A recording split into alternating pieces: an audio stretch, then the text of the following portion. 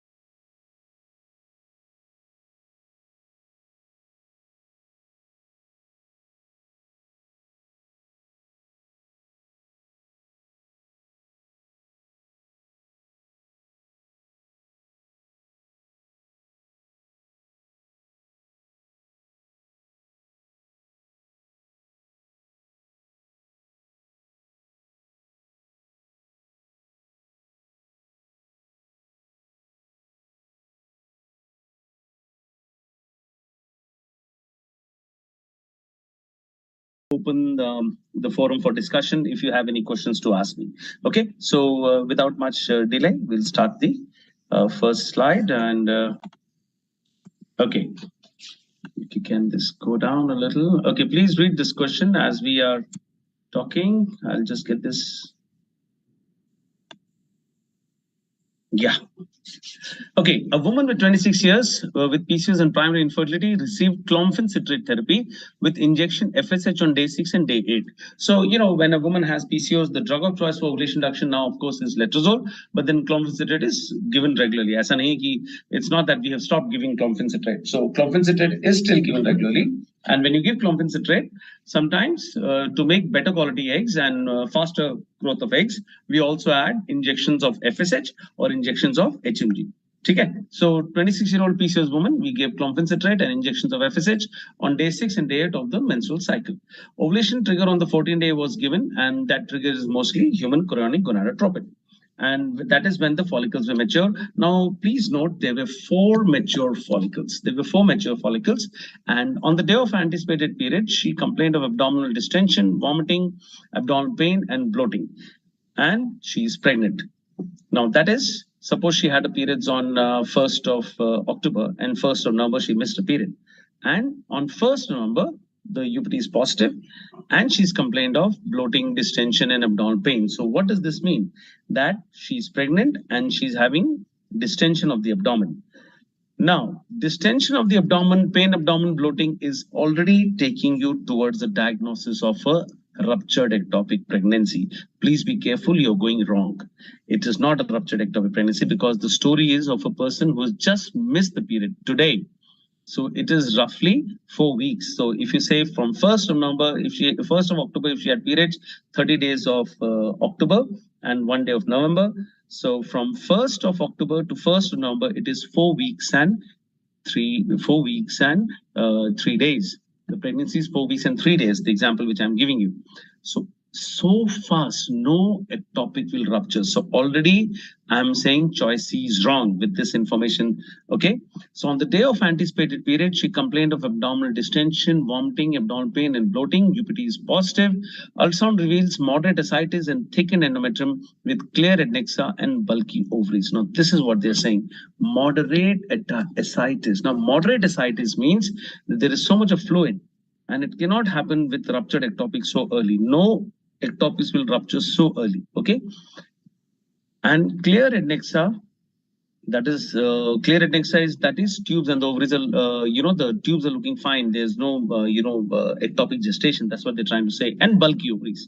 Which of the following is true of a condition? So excuse me. So Is it an ovarian hyperstimulation syndrome? That is a very likely answer for this question. Ruptured ovarian cyst will not come like this. An ovary is just bulky. It is not very big. And there is no ultrasound showing that she's got a previously existing ovarian cyst. And ectopic pregnancy is not the answer. Both these questions are wrong. C and D, both these choices are wrong. It cannot be a ruptured ectopic so early. It cannot be an ectopic which is presenting with moderate ascites within 1 day of missing period. That will not happen. Okay. And that's why ruptured ectopic immediate management, ruptured ectopic beta HCG follow-up does not fall in place in this kind of information. This is a straightforward question of ovarian hyperstimulation syndrome. So that is your answer, OHSS. OHSS is a totally iatrogenic syndrome. I hope all of you know that very well. Ovarian hyperstimulation happens when, excuse me, I'm so sorry.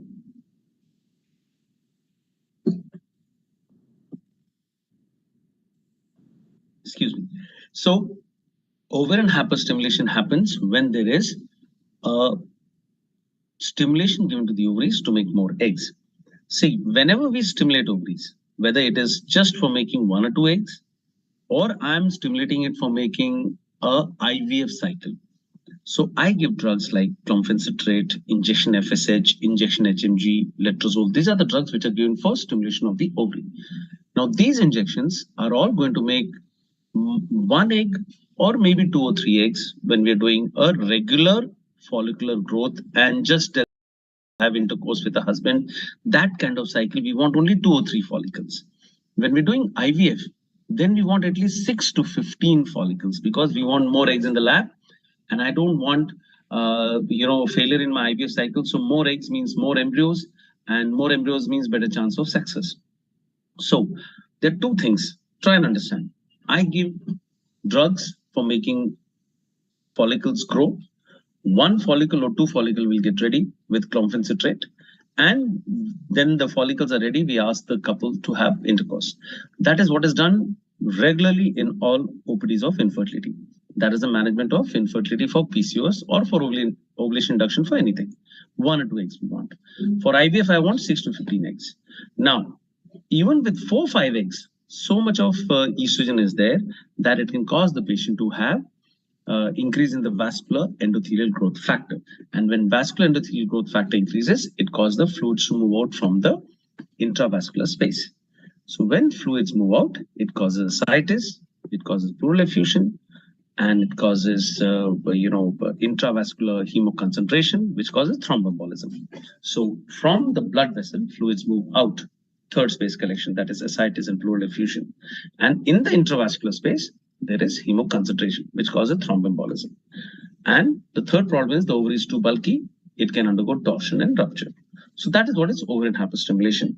So ovarian hyperstimulation has many categories. So if you see this picture, and I think you can this video is available even later when you're trying to do the assessment of this.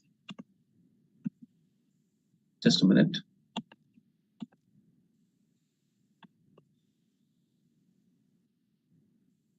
I'm trying to hide this. I hope it's not interfering too much in your. Okay.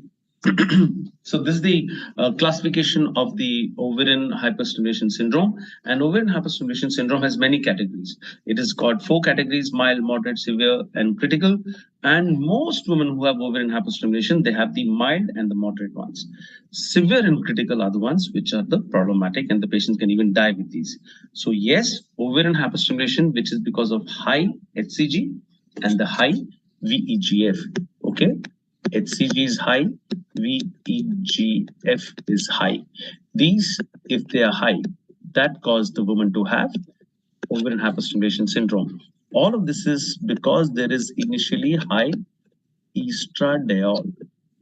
The estradiol, which is high, that is the one which is causing this HCG and VEGF to act even more. So these 3 things work in the pathology.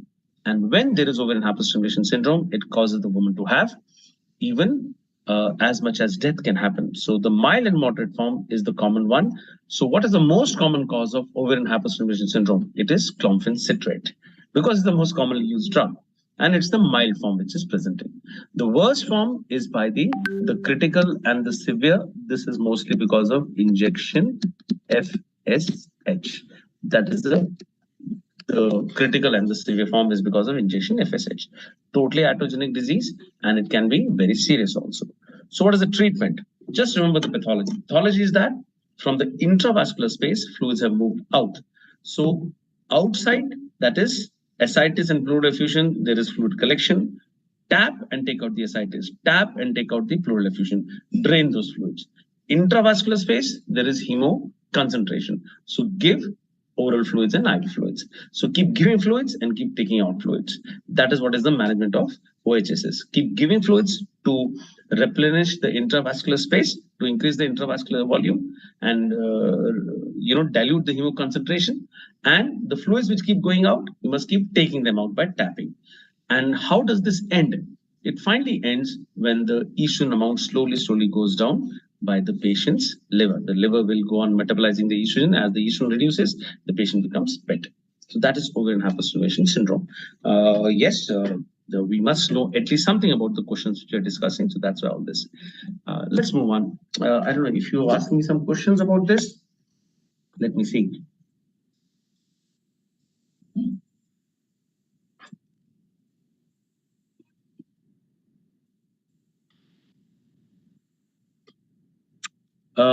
Sir, not visible. Sir, not visible is all right. As long as you can hear me, it's fine.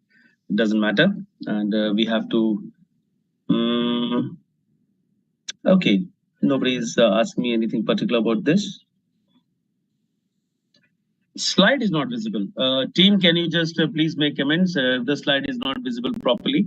I don't know why the slide not seen properly. Can you make some amends, please? Okay, sure. Now, we'll talk about question number. The next question, that is, a 39-year-old woman, para 3 lie 3, presence of severe progressive secondary dysmenorrhea and menorrhagia. And pelvic examination demonstrates a tender, diffusely enlarged uterus of around 12 weeks. 12 weeks of pregnant-sized uterus. You know, whenever we talk about the masses in a woman's abdomen, as gynecologists, we tend to always relate the size of a mass in a pelvis to the size of a pregnant uterus. That is a basic disorder with gynecologists. So this is the normal uterus. When the uterus comes like this into the abdomen, we say it is 12 weeks pregnancy. All right. When she's pregnant, we say it is 12 weeks. But suppose she is 39 and she's not pregnant, and she has a mass in the abdomen which is coming till this level here. Then also we say it's a 12-week size uterus. You know, we don't say, we know she's not pregnant. But since we are used to using the abdomen masses, in correlation with the pregnancy size, so we sometimes say 12 centimeter size. Sometimes we say 12-week size. So please don't get confused. Okay. Sometimes we know that a woman gets pregnant at 24 weeks, the uterus is at the level of the umbilicus. So sometimes we'll say there's a mass which is as big as 24-week size pregnancy. So we tend to say weeks and centimeters interchangeably. So don't get confused. Okay. So the diffusely enlarged uterus is around 12 weeks. With no adnexal tenderness. The result of the abdominal biopsy are normal, the patient most likely has. Now, there are two things which I want you to consider before I tell you the answer. That she's a 39-year-old woman and she's having, she's got 3 children and she's got severe dysmenorrhea. And a word which is not to be missed is progressive dysmenorrhea. That means every month the dysmenorrhea is worse than the previous month.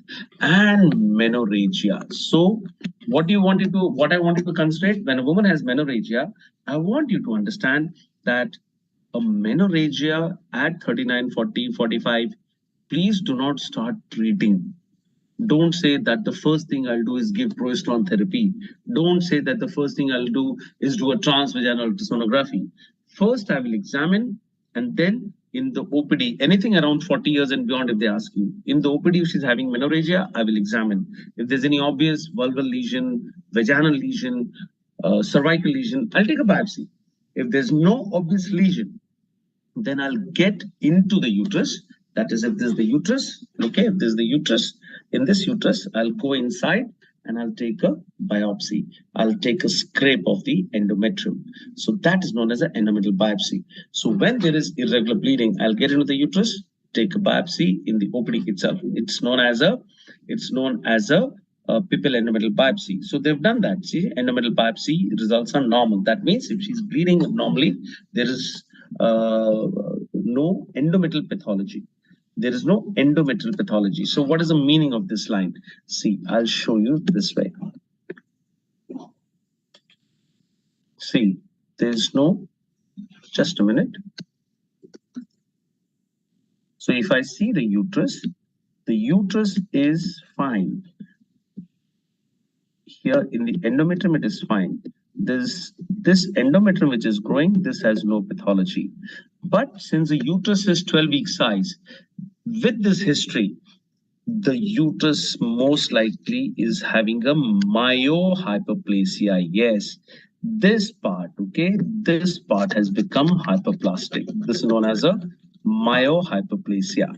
So a para 3 bulky uterus, 12-week size, a para 3 children, and she's having a uterus around 12-week size and having pain and dysmenorrhea, having menorrhagia. This is classical of adenomyosis. I mean, it cannot be endometritis. Endometritis, the uterus will never increase in size. Uterine sarcoma, uterus will be just bulky. So normal uterus is around the size of a pear size uterus. So it'll become probably mild in large. It'll become like a tennis ball size uterus. It'll never become a 12-week size uterus. So adenomyosis is the most obvious answer. It is not uterine sarcoma. It is not endometritis. Definitely not endometriosis. Endometriosis is not in the uterus. Endometriosis is in the ovaries. You know that very well. So this is adenomyosis. Multiparous woman with pain and bleeding and around 40 years. Think in terms of adenomyosis. The question which is coming in regularly in PG entrance exam is, what is the size of this uterus in adenomyosis? It is never more than 14 centimeters or 14 weeks like they've asked here. So size of the uterus will never be more than 14. So if they say a question, para 3, live 3 with pain and dysmenorrhea, and the uterus is 20 week size or 20 centimeters size, so it cannot be adenomyosis. Then we have going to think in terms of fibroid uterus. So if it is 14 and lesser, then think in terms of adenomyosis. And adenomyosis mostly means this picture. Take the uterus out, nothing else. Okay, this is a specimen in my path lab. You see the cavity of the uterus. Those who can find out the cavity, this is the cervix here. Anybody who can think in terms of the lining, the lining of the uterine cavity. Can anybody think where? First, you see this myohyperplasia. See, there is this 1, 2, 3, 4, 5, 6, 7, 8, 9, 10, 11, such big lakes of endometrial blood in the uterine muscle. All of this is uterine muscle. This is uterine muscle. It has become so huge, but it is not more than 14 centimeters. In the uterine muscle, you're seeing so many lakes of endometrial blood. And guys, yes, those who got it correct, this is the small endometrial cavity. So when a woman is a case of adenomyosis, the uterus will progressively increase in size, and this will be because of the myohyperplasia. That is because of the muscle is getting irritated. All this muscle is getting irritated because of this blood which is there in the uterine cavity. This is a classical picture of an adenomyosis uterus. So I'll take all of this out for you to see this once without all this red color. So this is adenomyosis uterus. Okay. So yes, if you've got some comments, let me have a quick look.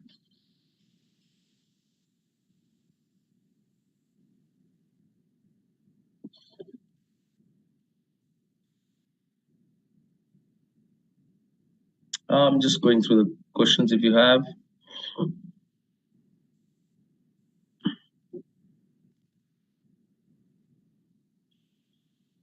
So what's the treatment? Yes, somebody's asking me the treatment, and yes, treatment, guys, please remember the treatment is Never conservative. See, you can buy some time. You can give us some time, pain relief, and you can give us some progesterons for reducing the bleeding, and you can give GnRH logs to buy some, sometimes we buy a year also. Woman says, sir, I'm having a lot of projects going on in my work, and I don't want to get hysterectomy and be hospitalized for, for 2-3 weeks, and then be at bed rest for 6-7 weeks. So we can buy time by giving GnRH logs, but the best and the most definitive treatment is to do a hysterectomy. So that is correct. Hysterectomy for adenomyosis. But something similar happens. Blood from the uterine cavity goes outside the uterine cavity, and sometimes it deposits on the ovaries. When it is depositing the ovaries, it becomes endometriosis. Endometriosis, younger woman, nulliparous. Younger woman, and in fact, infertile woman. Endometriosis, younger, infertile. That's how I remember. Endometriosis, younger woman, infertile woman. And adenomyosis, older woman, multiparous woman. All right, so I hope that is clear. Let's move on. And can you just read the question and see? I'll wait for your answers for once. A 48-year-old woman presents to the OPD with heavy menstrual bleeding, and her recent pelvic scan shows no pelvic pathology and an office endometrial aspiration. See, office endometrial aspiration. That is the People's sampling. See, 48-year-old woman with heavy menstrual bleeding. What are they doing? First is endometrial aspiration. Then only do any treatment. So I hope you've all understood what I'm saying. Okay. Shows simple endometrial hyperplasia with atypia. The word is already here. Atypia is here. Which of the following is the most appropriate management?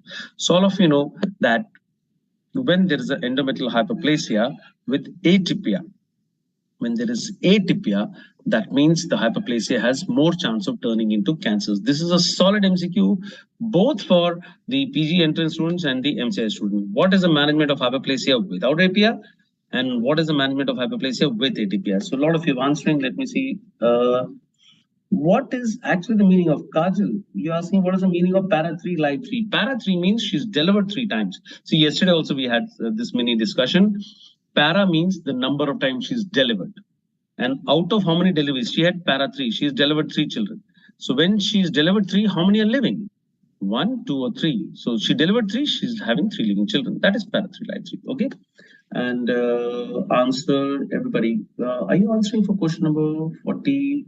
I mean, this question, 48-year-old woman, presents with OPD? Yes. Cancer is high. Everybody saying hysterectomy. Without atypia, then progesterone. Okay, somebody's even giving me the next best answer. Good. I'm happy that most of you said that. That's perfectly right. That if a woman is having hyperplasia of the endometrium with atypia, go ahead and do a hysterectomy. But if it was not, then if it was not having atypia, then I would think in terms of doing a conservative management. Without atypia, we can manage by progesterones also. That is why we say with and without atypia. So without atypia, hyperplasia without atypia, go ahead and give progesterone therapy because endometrial hyperplasia is because of estrogen and progesterone acts against that. But if there is atypia, go ahead and do a hysterectomy. All right. So I think that's a fairly easy question. I think you all got that correct. Okay, read this question, please. A 30-year-old woman presents with excessive facial hair and hair over her upper arms and back. Such growth has been rapidly increasing over the past few months, and she also complains of hoarseness of her voice. Her abdominal ultrasound shows an ovarian tumor. Which of the following is the most likely tumor? So the answer is already out, I think. Let's see. I'm going to wait for you guys. A, B, C, D. D, D, D, D, D, D, C, C, B. Sorry, lady. A lot of A is there.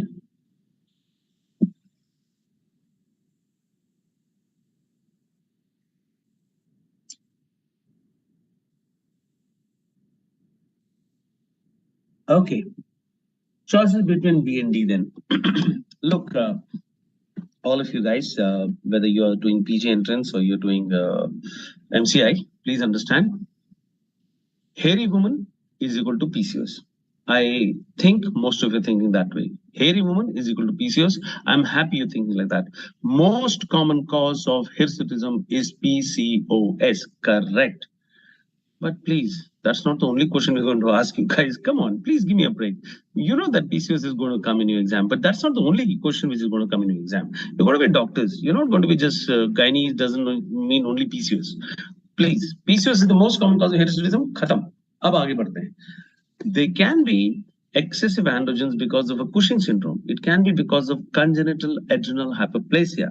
It can be because of an ovarian or an adrenal tumor making a lot of androgens. Or it could be idiopathic also. So 25% of hirsutism is idiopathic. Please, I'm not saying the most common cause of hirsutism is idiopathic. I hope you did not get that, okay? Idiopathic hirsutism, matlab no cause to hirsutism, that is just 25%. 75% has a cause. The most common cause of hirsutism, PCOS. Correct. Most of you are marking PCOS. You're thinking that she's a hirsute lady, it has to be PCOS. That part I can give you some marks, but we cannot give you some marks in MCQ exams. You have to give you right or wrong. So if you're saying PCOS, it is wrong in this setup of information. Facial hair, upper arm, back, that is fine. It can be in PCOS and other conditions also. But they have said there is a ovarian tumor. When they have said it's an ovarian tumor, then please, then you cannot say PCOS. PCOS is not a tumor. Polycystic ovary does not have a cyst. Remember that? I've always told you to remember one line. Polycystic ovary is actually not cystic ovarian syndrome. I've said that many times in my classes. So not cystic ovarian syndrome. Polycystic ovary does not have any cyst. Polycystic ovary is slightly enlarged ovary with multiple small follicles all over the periphery. Small follicles, okay? Small. There are no cysts and thick stroma. So there is multiple small follicles in the periphery and thick stroma, and there are no cysts in the ovary. So there is an ovarian tumor, and polycystic ovary is not a tumor. So that is out. Okay, this is not PCOS. Now, what else it could be? Immature teratoma may cause hirsutism if it is making androgens, but that is not the commonest cause of the tumors making androgens. Okay, so granulosa cell tumor makes high estrogens. Granulosa cell makes estrogens, right? So one or two of you wrote A, which is wrong. Sertoli-Leydig tumors of the ovary. Yes, Sertoli-Leydig tumors are androgen producing erenoblastomas of the ovary. So some epithelial rests of Sertoli-Leydig cells might be there in the ovary, and those might be present through the embryological life, and they do nothing in a woman. But if they start becoming big and becoming a tumor of the ovary, and Sertoli cells and Leydig cells, they will classically make a lot of androgen. So androgen producing erenoblastoma it is called, or Sertoli-Leydig tumor. That is the answer to this question, not PCOS. So that is good. Also think in terms of congenital adrenal hyperplasia. That will mostly come around puberty, not 30 years. So the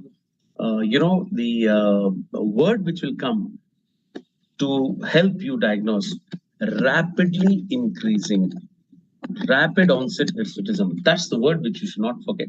The rapid onset hirsutism is the one which is going to tell you that this patient is having an adrenal tumor or an ovarian tumor. So adrenal tumor, ovarian tumor, the history is very specific, rapidly increasing. It can happen at any age, 7 years, 15 years, 35 years, 50 years. It can happen at all these ages, but rapidly increasing is the clue in this question. Congenital adrenal hyperplasia, the woman will present around puberty, when she's becoming an adult, 13, 14, 15 type, she will present. All right. So that's about this. I think we'll move on. And Sertoli-Leydig tumor you understood. And next question. Now I'll put my YouTube chat on and then I'll wait for answers. Give me a moment. Okay. Drug of choice hirsutism, PCOS, and drug of choice in infertility PCOS. So when a person is having hirsutism, then don't answer this question. I'll go back to this one. So if somebody is having hirsutism and PCOS, then I will say first line drug is always spironolactone, and the next I would give is cyproterone acetate. There are many other drugs like flutamide and finasteride, and all these drugs are also there. But the best first drug which I'll always give and which is given in the literature is spironolactone. And grossly golden color appearance. Golden color. Of course, certainly fine. 21 hardest place deficiency, that is congenital hyperplasia. Good. Minaz is answering the question. There's no drug of choice in PCOS, only systemic treatment. Good. I'm happy you're saying that. Question not visible. Team, can you just take care? Some people are saying question not available. I mean, not visible. So just check my backend team.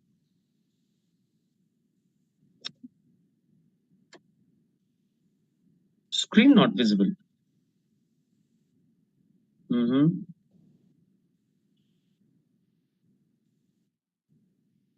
It's okay now. Okay. Please mark the answers. Okay. Please mark the answers. So let's go back. Open hyperstimulation I've marked. And this is adenomyosis. Okay. And this is hysterectomy. And this one is sertolilate tumor. See, I listen to you guys. Okay. Chalo aage chalte hain. Next question. Okay, now I want your answers. Question, a 50-year-old woman undergoes a laparotomy because of a pelvic mass. At exploratory laparotomy, a unilateral over neoplasm is discovered that is accompanied by a large mental metastasis.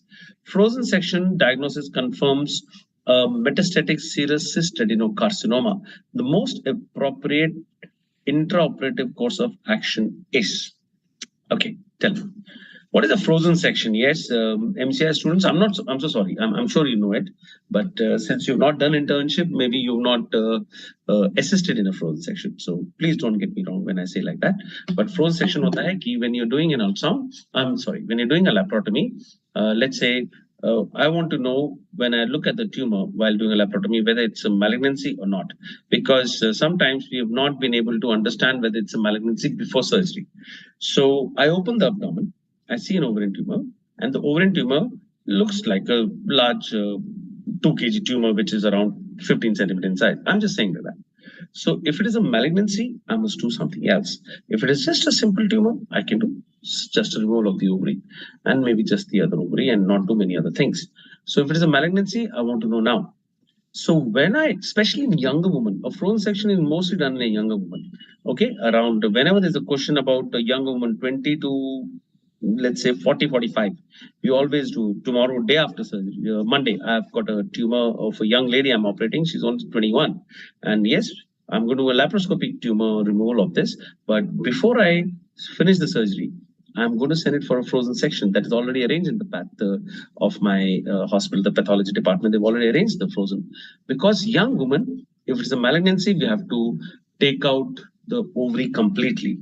A young woman, if it is not a malignancy, I'll just take out the cyst and I'll leave the ovary intact. Suppose it's there in the right ovary and there is a cyst in the ovary, there's a tumor in the ovary. I'll just remove only the tumor. I'll save that ovary for this young girl. In an older woman, of course, I'll take out the ovary. But to know if it is a malignancy or not, how you know it on the table? You take the tumor, while doing the surgery, send it to the path lab. What they do in the path lab? They immediately freeze it.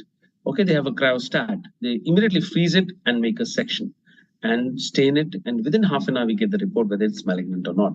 Otherwise, what they do, they make sections and fix the section in paraffin. And once they made the wax sections of these tissues, then they make staining of those sections, and that takes 5-6 days. Otherwise, frozen section is done, which is done very fast. So while doing the surgery, I know that the tumor is malignant or not. So that is to tell that those people who don't know what's a frozen section. Now, the most appropriate intraoperative course of action is, so yes, ovarian tumors, I've always said the treatment is not oophorectomy. The treatment is not bilateral oophorectomy and hysterectomy. No, the treatment is one line: staging laparotomy, optimal debulking. Staging laparotomy, optimal debulking. So if it is a young woman, I do the laparotomy and the staging of the tumor and remove only that ovary which is involved, that is the right ovary. If it is a patient who is having age of 54, the right ovary is malignant, but the left ovary is normal and the uterus is normal, but she is 54. What is the point of leaving the ovary which is not working anymore? After 50, the ovaries are not working. So what do? at 54, I take out the right ovary, which is malignant. I take out the left ovary, which is probably normal. And I also take out the uterus.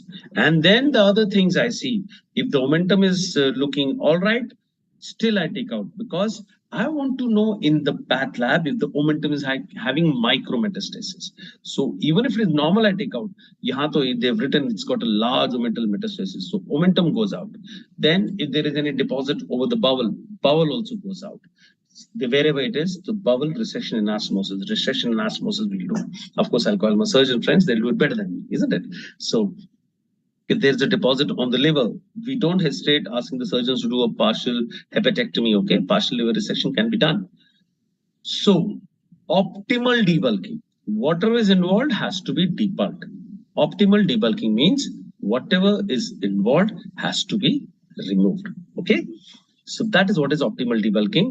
But yes, if it is a young woman, I try to remove only the ovary which is involved, and the other ovary I try to save. Older woman, I try to take out all what is involving in one ovary, and the other ovary also goes out and the uterus goes out. So the treatment is staging laparotomy, optimal debulking. So here, which one of these 4 choices fall in that? So let me see what you answered.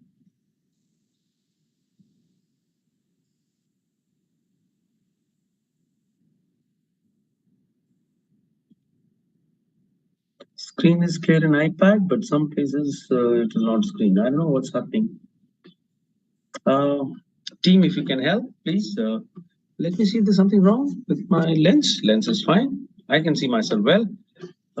Is it fogging because of the AC off? The AC off? Okay. I hope there's no fogging happening while the class is going on. Okay. Some people said C, orbital mesothelioma. C, no, we have to do optimal debulking. C is not a good answer. Always staging laparotomy and optimal debulking. Optimal in a 50-year-old woman would be to take out everything which is involved. Okay, so D is the best answer here. So yes, I'll mark it also. D is the best answer here. Okay.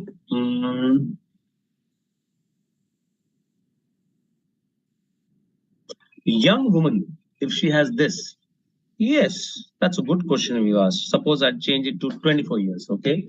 For now, suppose I make it 24 years. And there is this. Then I'll take out the involved ovary only.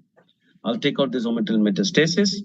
But if it is involving the omentum, it is clinically visible, then it becomes stage 3C. It is more than 2 centimeters, isn't it? So it becomes stage 3C. She's not going to do too well.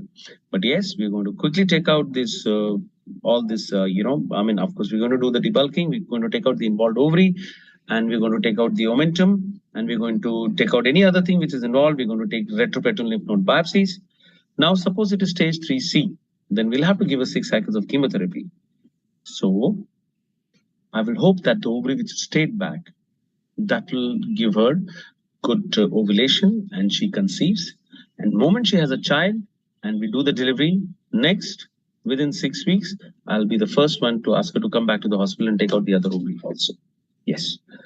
Once there's a malignancy, we'll quickly try to make her complete a family, have 1 or 2 children if she's not going to have more. And then we're going to take out the, or even smarter option is that we take out this ovary now.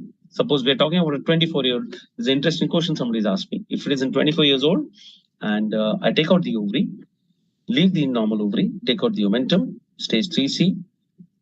Before I give a chemotherapy, I quickly do an IVF. I hope she's married. If she's not married, I'll just take out the eggs. I'll just take out the eggs and store, because chemotherapy may spoil some eggs.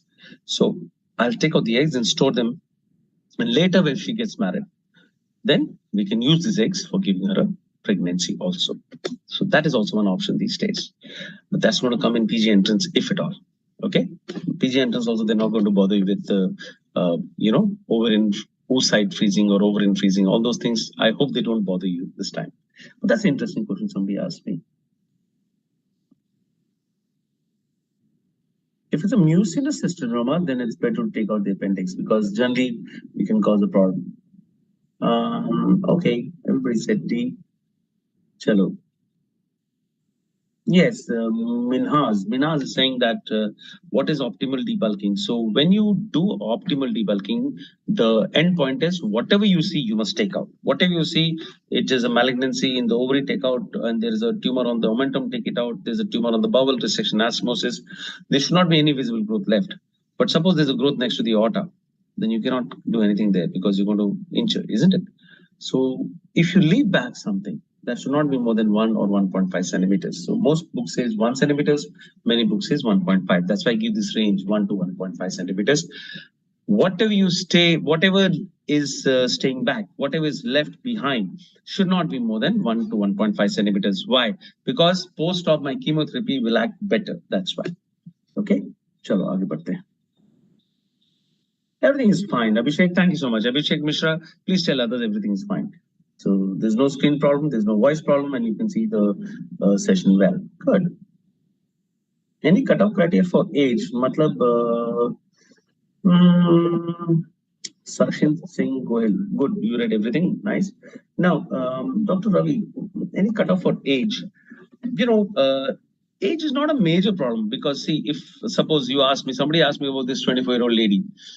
Suppose she's 24 and she's already married and she has a child. You know, it can happen in India. So if she's already married and she has two children, then I'll take out both the ovaries because it's a cancer of the ovaries. She's going to die because of the cancer, right? So I'm going to think of life now. So I'm going to take out the ovaries. When both ovaries are out, there's not much use for the uterus. I'll take out the uterus also. So age is not that limiting a factor. I would say family is. But yes, suppose the girl is unmarried at 24, I cannot take out the normal ovary. I'll have to save it. So it depends on the family structure information which is given to you in the question also. That also depends. But they're not going to ask you such a complicated question. That's a very, very, clinically oriented question which you ask me, which I face in my day-to-day life as a gynecologist. So, you know, we do find, I have operated on a girl who was 18 years and she had a cancer of the ovary.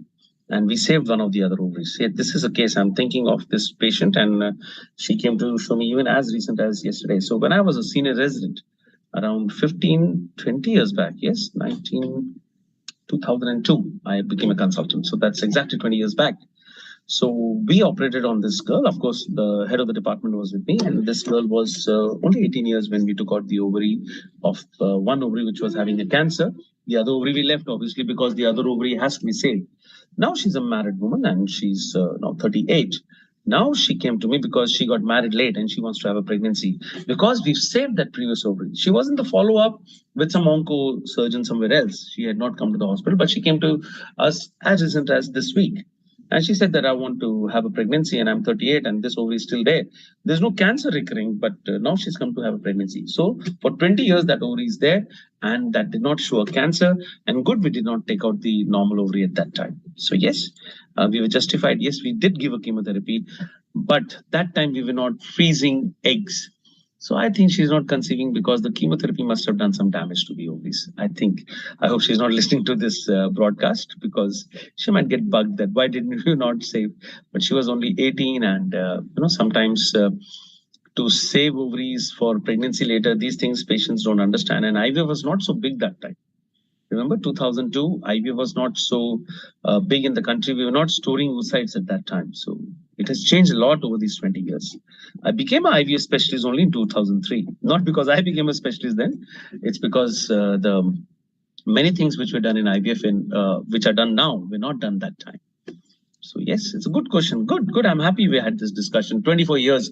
If you change 54 to 24, what all can be done? And I changed it to 18 and told you. So chalo, maza hai. Let's move on.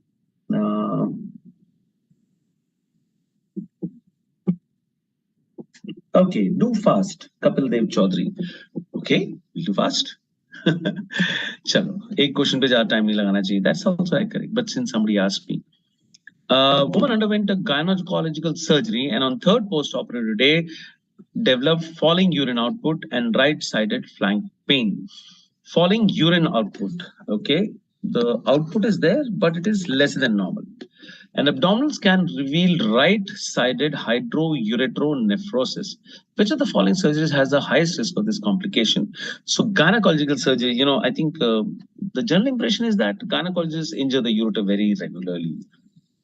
which is not wrong totally. It does happen, but not so regularly. I mean, like, don't relate gynecologists with ureteric injuries always. Yes, we do have some ureteric injuries in our specialties. So do surgeons and so do urologists. But those guys keep repairing it themselves, and we have to call the surgeon most of the time, at least my specialty.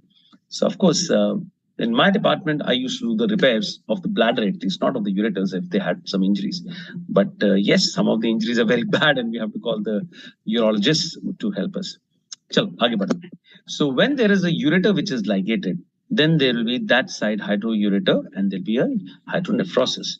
So when that is happening, which is the surgery amongst all this? The question is, which of the following surgeries is the most likely cause of having a ureteric injury? That's the main question. So antericolporraphy is part of a vaginal hysterectomy. When we do a vaginal hysterectomy, along with that we do antericolporraphy, that is repair of the antevaginal wall. Vaginal hysterectomy, the complete surgery is vaginal hysterectomy and pelvic floor repair, and Wertheim's hysterectomy and abdominal hysterectomy. So all surgeries, antericolporraphy, vaginal hysterectomy, Wertheim's and abdominal hysterectomy, all of these can cause ureteric injuries. Antericolporraphy, not so much, but yes, vaginal hysterectomy, Wertheim's and abdominal, of course, they cause. Now, you know what? Abdominal hysterectomy will cause the least among, forget this one, you forget, we're not discussing this. Abdominal hysterectomy will cause the least among B, C, and D. Vaginal hysterectomy, because the anatomy is everted, you know, the uterus has come out and there's a cystocele, there's a rectocele, so slightly more in vaginal hysterectomy. But what is Wertheim's hysterectomy? Wertheim's is the type 3 radical hysterectomy. So when we do a radical hysterectomy, we're not just taking out the uterus, we're taking out tissues next to the uterus, we're taking out the ligaments, taking out the round ligaments till the pelvic wall. We're taking out the uterosacrus till the pelvic wall. We are completely removing the lymph nodes of the pelvis. We are dissecting the ureter, the fascia around the ureter. We are dissecting the fat around the ureter so that whatever tissues are there in the pelvis, if they're having some cancer, we are debulking them. That's the meaning of radical. So the lymph nodes, the tissues, the fascia, the fat, many things we take out. So ultimately what happens, the uterus is taken out and there are just two ureters which are the sheath is also removed sometimes in this hysterectomies, the radical hysterectomies. So when we do more ureteric dissection, then there's more chance of a hysterectomy, ureteric injury. See, I'll show you once. So if you say the uterus and you see the uterine artery here, ureter is here somewhere. The ureter is coming like this. Let me change the color. Maybe that will help. Let's see if it happens. No. Oh. What did I do? Oh no. We'll start it again. Give me a moment. Oh God. Okay.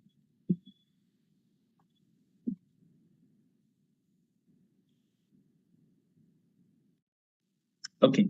So the ureter is coming from here. And you know the ureter goes under the uterine artery like this. So when I'm doing a hysterectomy, I have to put a clamp somewhere here. I have to put a clamp somewhere here. One clamp will come here. One clamp will come here.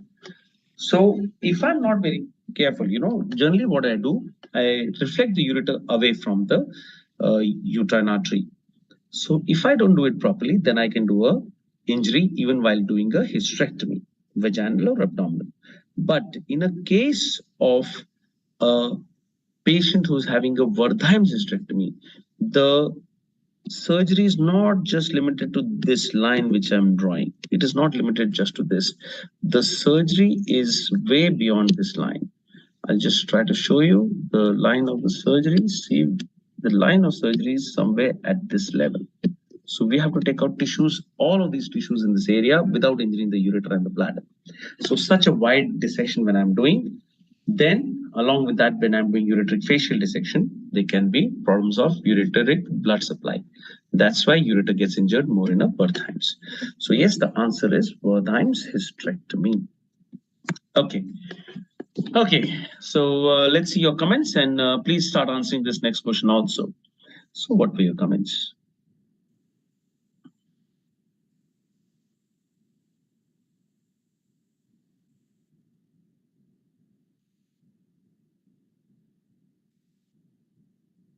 I'm so sorry if it is getting blurred, but I hope you can hear me well at least, and we'll just move on. More complication, abdominal, vaginal, and bridge, water under the bridge, correct? The ureter goes under the uterine artery, so that's like water under the bridge, okay?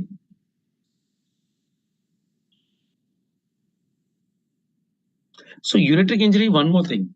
Ureteric injury, what is the most common site of ureteric injury? Where in a hysterectomy.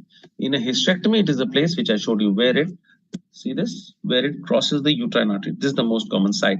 But overall ureteric injuries can happen even in general surgery, in pediatric surgery, in men and women. So it's not that ureters get injured only in women. So ureteric injuries overall most commonly happen at the pelvic brim here, where the ureter is entering the pelvic brim. So it's not always the place where it is crossing the uterine artery. That is only in women who are having hysterectomy. So while hysterectomy, it is a place where it is crossing. Overall, the most common site is the pelvic brim. Chalo, now I'm sure you've read this question, and I'm sure you can give me the answer for this one also. I'm asking you about question where a 17-year-old girl presents with primary amenorrhea, well-developed breast, and scanty axillary and pubic hair. Ultrasonography, well-developed breast, 17-year-old girl. Okay. Ultrasonography shows absence of uterus and the vagina. Oh, I know you got this right. Yes, yes. That's my favorite topic. Genotype of the patient is most likely to be. Come on, guys. This one you know well. Those who've gone through me will tell me.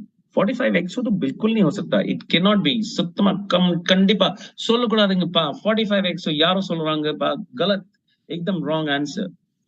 Please, there is no developed breast in 45XO. This does not become the answer. 45XO is Turner syndrome. Turner syndrome has, we say a shield chest and breast growth is not proper. So it cannot be Turner syndrome. Guys, that is wrong answer. Okay. So now it's a woman with well-developed breast and there is no pubic hair. Now, pubic hair is because of androgens, even in girls. Pubic hair is because of androgens. No, it is not mullerianogenesis. Sorry, whoever is saying mullerianogenesis is wrong. Mullerianogenesis, absence of pubic hair doesn't happen. A 17-year-old girl will have pubic hair. So if we want to think in terms of mullerianogenesis girls will have pubic hair, they'll have breasts. But if she's not having pubic hair, that means androgens are not working. Think that way. Pubic hair in girls also. Remember, what is puberty? Puberty is first is the girl having breast, then she has pubic hair. Remember? So breast is thelar and the pubic hair is known as adrenarch or pubar. Why adrenarch? Because adrenal androgens give rise to pubic hair. Adrenarch. Adrenal androgens. Androgens give rise to pubic hair and axillary hair. So this girl is 17, she has breast but no pubic hair. That means her androgens are not working. That means her androgens are not working. It is actually a boy whose androgens are not working. It's a very interesting topic. You must see Intersex with me. That chapter is discussed very well in Prepladder forum. Please find time and go ahead and see the chapter on Intersex. I enjoy teaching this chapter the most. So when you understand Intersex, you'll understand that women are made because of, men are made because of androgens and women are made because of absence of androgens.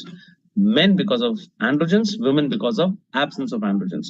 Now, when men don't have working androgens, they're born like women. That is what is testicular feminization syndrome or androgen insensitivity syndrome. So that's why whoever got C is correct. This is testicular feminization syndrome, also known as androgen insensitivity syndrome. So testicular feminization and androgen insensitivity has them by itself, it has got 5 varieties. Okay, this is the worst type of androgen insensitivity. So yes, almost like a girl and a pretty girl. Yes, all of you are correct now. No, it is not Sware syndrome. Sware syndrome will not have breast growth so good. So that's a good wrong answer. You're thinking of Sware syndrome. I'm happy, but she will not have breast development so well. No, Vikram read this today. Very good. No, Sware syndrome is wrong. Sware nahi hai, by the way, Minas. It is Sware. Sware. SWYER. Sware syndrome is testes not working at all. That is gonadal dysgenesis in a man. Gonadal dysgenesis in a woman is Turner syndrome. Gonadal dysgenesis in a man is Sware syndrome. Two main gonadal dysgenesis, I'm telling you. So this Sware syndrome is a defect in the gonad itself. So there's no androgen production. Testicular fertilization is testis is working, but the androgen is not working. Okay, androgen production is there, but it's not working. It's slightly different. Okay, this is not Sware. Sware will not have a breast like this. Good, I got you thinking. Absent pubic hair, see, scanty and absent, just go ahead. You know, I know if they said absent, you would have thought of it immediately, but scanty is also just as good. GDM, of course, we'll discuss. Inas from Gautam Nagar, right? Tanushree, great. Chalo, aage badhte hain. Thanks. Question, a 7-year-old girl is brought to the physician by a mother as she has started to have cyclical vaginal bleeding since 3 months. She's only 7 and she's having cyclical vaginal bleeding, so precocious puberty. She also started showing signs of breast development and growth of pubic axillary hair. Okay, all puberty has happened. She's got her breast, she's got pubic hair, and whatever height she had to achieve, she's achieved because 7 years space she started having menstruation. On laboratory finding, LH and FSH are found to be the range similar to reproductive age women, telling you that she's getting into the age of puberty already at 7. Which of the following is the most appropriate pharmacotherapy in this case? So when a woman has periods so early at 7, we are not worried about the periods too much. Let me tell you that. We are worried that the sudden increase in the GnRH and the pulsatility of GnRH and the high LH and FSH, that is going to make her have periods, but that is also going to inhibit the GH. She's going to stop growing. She's going to have epiphyseal fusion. Epiphyseal fusion happens and she'll stop growing. So at 7 years, whatever is her height, she'll stop at that height. So precocious puberty is not just that she's having periods too early to manage and she's becoming an adult at 7 years itself and she's a very small kid, but it also means that her height is not going to grow. So epiphyseal fusion will happen after the periods start. I always tell in my classes that when a girl is getting her puberty, that the day she has a periods, that day you make her stand next to the wall and draw a line on the wall. That is the final height. So when she has periods at 12 or at 11, that much height when she's grown, we know she's a tall enough girl. But if she has periods at 7 and then you draw the line, the line will be at much lower level. So she'll become a very small girl. So that's why we say, in addition to having periods, the height is also going to stop growing. That's why stop these periods, stop the GnRH activity. So yes, you stop the pituitary activity, okay? So give her GnRH agonist, okay? GnRH agonist will stop the pituitary from working. Excuse me, guys.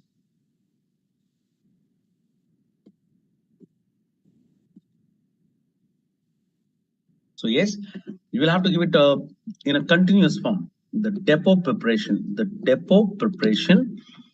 of GnRH and lows, that is 3.75 milligrams of, let's say, leuprolin acetate, or there are other doses of other drugs. So you can give a depot preparation of this.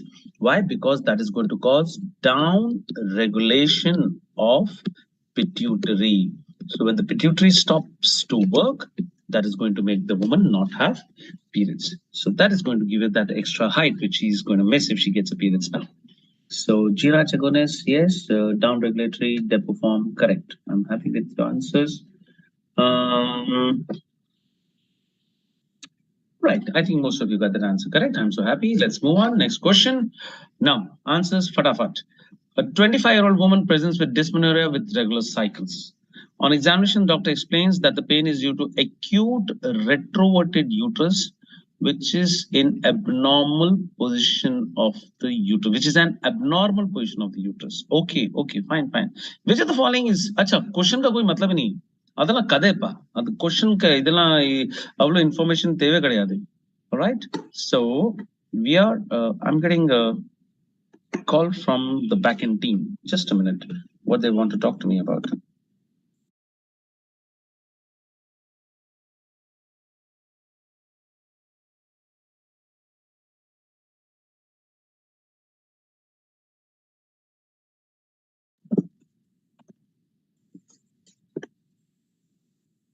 Right, I'm so sorry. I thought there was some technical hitch, and that's why they just called up to say not everything is right. Okay, so the question which is asked has nothing to do with this answers here. They are basically asking you which of the following is responsible for keeping. Which of the following is responsible for keeping the uterus in an anteverted position like this? So if you see the uterus from the side, the uterus is having an angle of anteversion. Uterus has an angle of anteversion, and that angle of anteversion is here. Oh, that's around 70 to 80 degrees. And the ligaments which are responsible, yes, I always show you in my classes that the round ligaments, they come from the top of the uterus. They go like this, and they go in front to the abdomen through the inguinal canal, and they go and settle into the labia majora. So round ligament causes the anteversion of the uterus. Round ligament causes anteversion of the uterus. Okay, so yes, the answer is correct. Those of you thought that it is D. Round ligament causes anteversion. So yes, I am. The other question is fine. That is other part of the information is just to give you some information. So this is yes. Okay, they've shown it from the left side. I showed you the uterus on the right side. See this from the right side in a sagittal section. This is from the left side, the sagittal section. So around 90. Okay, they've shown here. That's a picture from the backend team, and around 80 to 90. Okay, fine, that's fine. Around 80 is okay. So that is the angle of anteversion, and this angle of anteversion is because of the round ligament going like this. Okay, fair enough. So I hope you understood about the anteversion. The best support of the uterus, oh God, the best support of the uterus is the levator ani, the pelvic floor. The best support of the uterus is that. Now, the best ligament is not round ligament. It is the McEnroe or the transverse cervical ligament. So McEnroe ligament or the transverse cervical ligament is the best ligamentous support, and overall, the best support is the pelvic floor or the levator ani. Good. Broad ligament doesn't support the uterus. Broad ligament doesn't support the uterus. Okay. Yeah, that's what all of you are saying.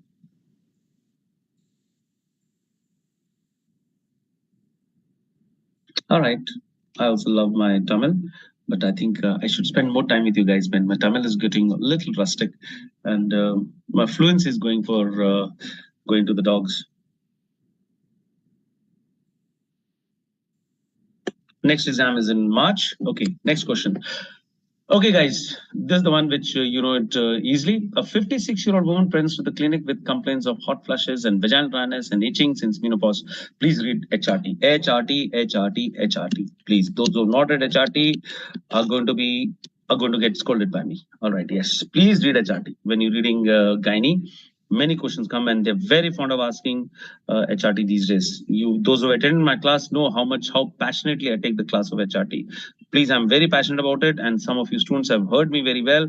You've sent me your relatives with for the problems of menopause, and I'm happy that you're doing that. Please, HRT is required for every woman. Every woman requires HRT after 50 years.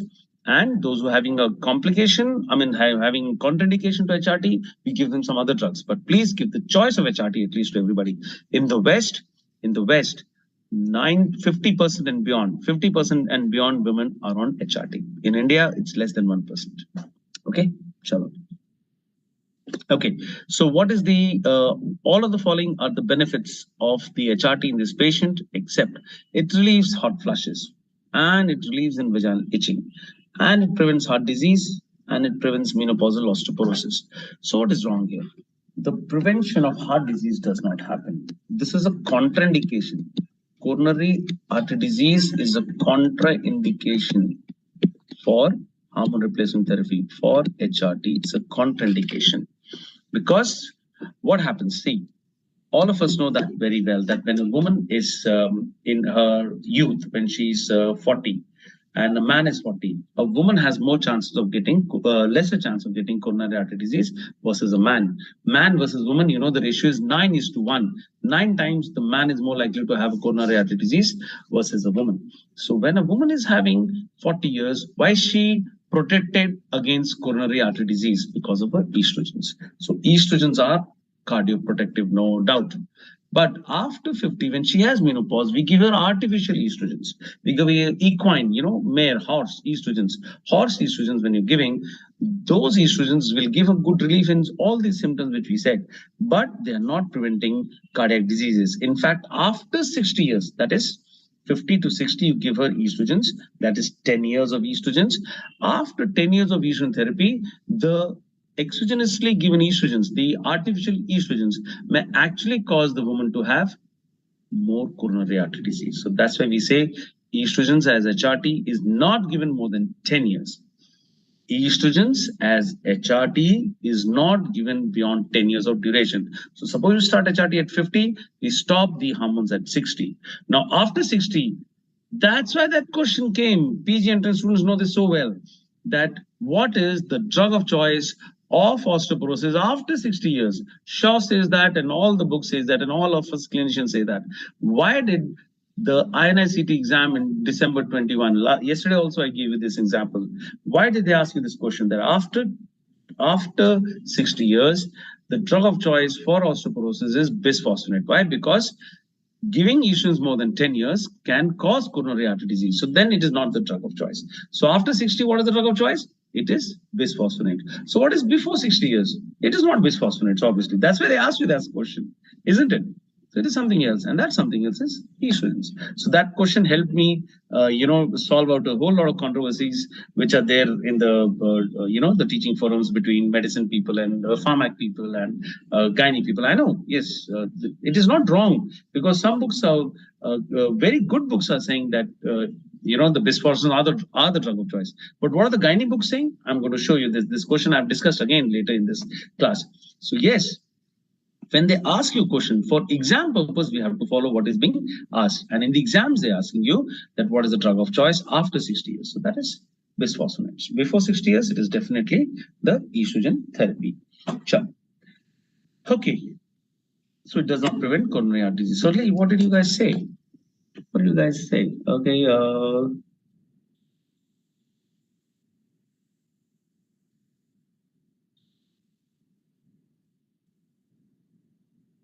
Why do they keep the question so long when only the last line is important? That is typical USMLE pattern. आजकल सब लोग यही तो follow कर रहे हैं कि USMLE pattern के question बनाओ, clinical pattern question बनाओ. So लंबा story, long stories are given. Peri कदे पा, अदना के कड़ा दूँगे, अदना just उठड़ंगे पा, just leave it. Best drug bisphosphonate. कौन बोला ये? Mohammad Rafiq. Best drug after 60 is bisphosphonate. अभी तो लड़ाई कर रहे हैं यार Rafiq. Come on. Okay. I know you're going to say all of that. Chalo, ye wala bisphosphonates I'll discuss again. But for the time being, the answer is for this question that it doesn't prevent coronary heart disease. I'll show you some proof also, Rafiq and all my friends who are saying bisphosphonates, but that is after 60 years. I'll show you some proofs. Okay. Question. A young 32-year-old para-1 live-1 presents with postcoital bleeding. On examination, there is a hypertrophic cervix. Ultrasound shows a normal endometrial cavity. Which of the following is the next best step in management? So what is the meaning? That a young woman at 32 years is having postcoital bleeding. So if she's already had one child, this is not the first intercourse which can cause postcoital bleeding. Okay, so that's fine. It is postcoital bleeding because of pathology. Postcoital bleeding means there's a contact, there's a uterus and there's a, intercourse happening. So the penis hits the cervix and causes bleeding. So when that is happening, there's some pathology in the cervix. So when you look at the cervix, it's hypertrophic, but there is no growth. So when it is a hypertrophic cervix, there is some pathology in the cervix.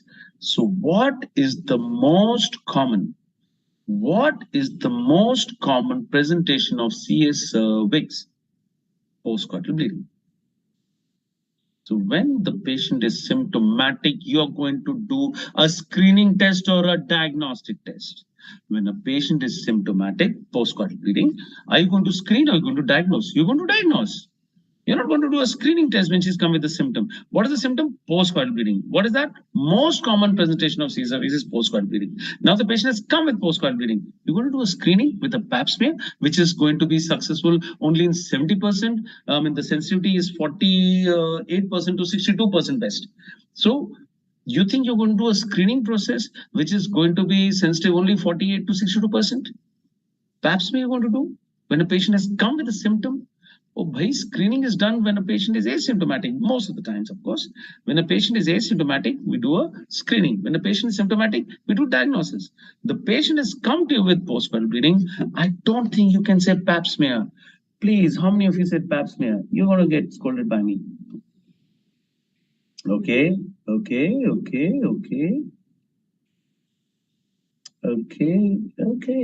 people have become wise. Nobody is saying that. Very good. 99% of you have said B. There's no A. Okay. Very good. Oh, I'm satisfied today. At least this one you agreed. Rafiq, see, they listen to me. Rafiq doesn't listen to me, I think. Most of you listen to me. See, mat bolo yaar, cryotherapy don't do. You're not diagnosed. See, you can do a cryotherapy when there is CIN3. You can do. Cryotherapy is not a wrong answer, but you should diagnose first. So far, when there's no diagnosis, don't do a treatment. Conization can also be done. You can take a cone of the cervix. You know, the cervix is like this. Suppose this is the uterus and there's the cervix. You just cut this much of the cervix and take it away.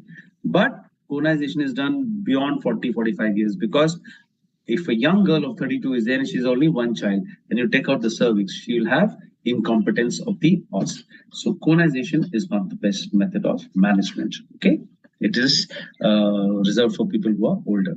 Conization, not the wrong answer, but it's not the best answer. I would say colposcopic biopsy is the best here. So yes, those who got colposcopic biopsy, I'm happy. Let's move on. Most cost-effective screening, yes, yesterday I told you that I'm willing to change my answer, and I've changed it to visual inspection under acetic acid, because Shaw's is giving that and Park is giving that.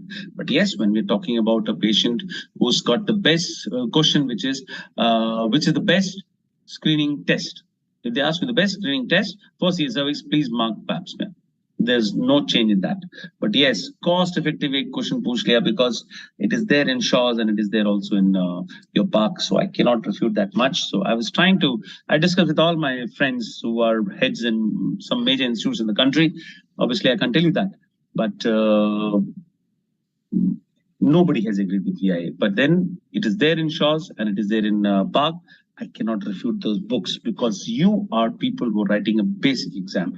PG entrance and MC entrance. So when you're writing that exam, we have to tell you what is there in the books. So yes, there are trials going on in Maharashtra of VIA, and it's a good thing. I'm not saying it is bad at all, but then it is nowhere near the best. You need a gynecologist to do the VIA and take a biopsy, and then you need a pathologist to interpret that biopsy. And this gynecologist and a pathologist cannot be present everywhere in the country, in every hospital, in every village, in every peripheral health center. But yes, a nurse, a health worker can be present, and they take a pap smear, and that can be brought to a major health center for assessment. So that's why PAPS is the best answer. But if it is coming in Shaw and coming in Park, I will say the most cost effective, go ahead and mark VIA. But if they ask the best screening test, it is still pap smear. Okay, no change in that. So answer to this question is a colposcopic biopsy. I want to do a colposcopic biopsy and see where to take a biopsy, because there is postpartum bleeding. It could be an early cancer, or it could be just CIN3. It could be something which is very mild. It could be something like a cancer. So to diagnose that best, I will not do a screening test. So those who are saying pap smear, it is wrong, go ahead and mark colposcopic biopsy. Okay, I'm marking the answers. See, I'm marking all the answers. Who's saying I'm not marking the answers? Okay, this one I wrote here. Okay, but I wrote the answer there. Okay, mostly I'm marking the answers. Now I become good. Okay, chalo. Let's go to the next one. A lady with 38 weeks of pregnancy presents with first episode of painless vaginal bleeding. 38 weeks, painless vaginal bleeding. Already the answer is out. It is placenta previa. On examination, hemoglobin is 10.5, blood pressure is stable, 124/78, uterus is relaxed, and head is unengaged and floating, and fetal heart sound is irregular. You know what happens in placenta previa? The engagement of the head also doesn't happen many times.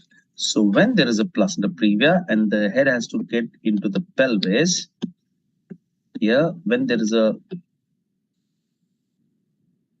see, the placenta is here somewhere, suppose. So the engagement of the head, see, the head has to get into the pelvis. So when the head has to get in the pelvis, that also doesn't happen so easily. See this? This head has to get in the pelvis. See, pelvis is narrow, and the plasma is also inhibiting the head getting into the pelvis. So when they say unengaged and floating head and there is painless vaginal bleeding, we are thinking in terms of a placenta previa. Okay. So what is the line of management of placenta previa bleeding at 38 weeks? Come on, guys. Placenta previa bleeding at 38 weeks. How many of you saying, wait and watch? A as soon as possible, section A. Nadia Shah, I can't remove. I mean, I can see myself very well. There is some backend problem. I'm so sorry. Maybe if I'm taking it at home, I've got a 5G connection going, and still, if it is like that, then there has to be some problem. But I'll not blame anybody. Maybe next time I'll put a camera, not a laptop. So resolution is fine. I hope you can understand what I'm saying, Nadia. Don't get upset. Let's go on. Answer is A. Everybody's saying cesarean section. Chalo, theek hai. HB ka 11 grams hai. That is not the reason. I'm sorry. No. That's not the reason, Imran. The reason is that it is even if it was 7 grams, I would have done a cesarean section. I would have done it very fast and I would have been a blood post-op. But no, hemoglobin is not the cause. The cause is it's a placenta previa. That's the cause of the cesarean and it's already bleeding. Okay. Emergency cesarean section. That's an easy one. And HB का कोई criteria मतलब ऐसा नहीं कि अगर HB कम होगा तो I can't do a cesarean. Okay, ऐसा कुछ नहीं है. HB ज़्यादा होगा तो cesarean. HB is too much only, then I can do a cesarean. No, that's a wrong way of thinking. No, that's wrong. All right, चलिए आगे चलते हैं. That's an easy question, and the answer is cesarean section. I'm not the answer. Chalo. Identify this instrument. Come on, guys. Identify this instrument. Yes, I'm waiting for your answers. Come on, I'll wait for your answer. Fan at least. Okay. Come, guys. Yes, A, B, C, D. B, everybody. D नहीं है, Doyens नहीं है भाई ये.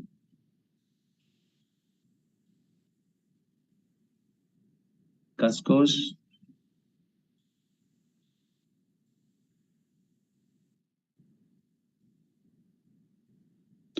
Laishram, I'm so happy that you said there are no problems. Good, Laishram. Thank you so much for that feedback. Where are you from, Laishram? Laishram, please send me a message. Where are you from? You're from Manipur? Or maybe I'm getting you wrong.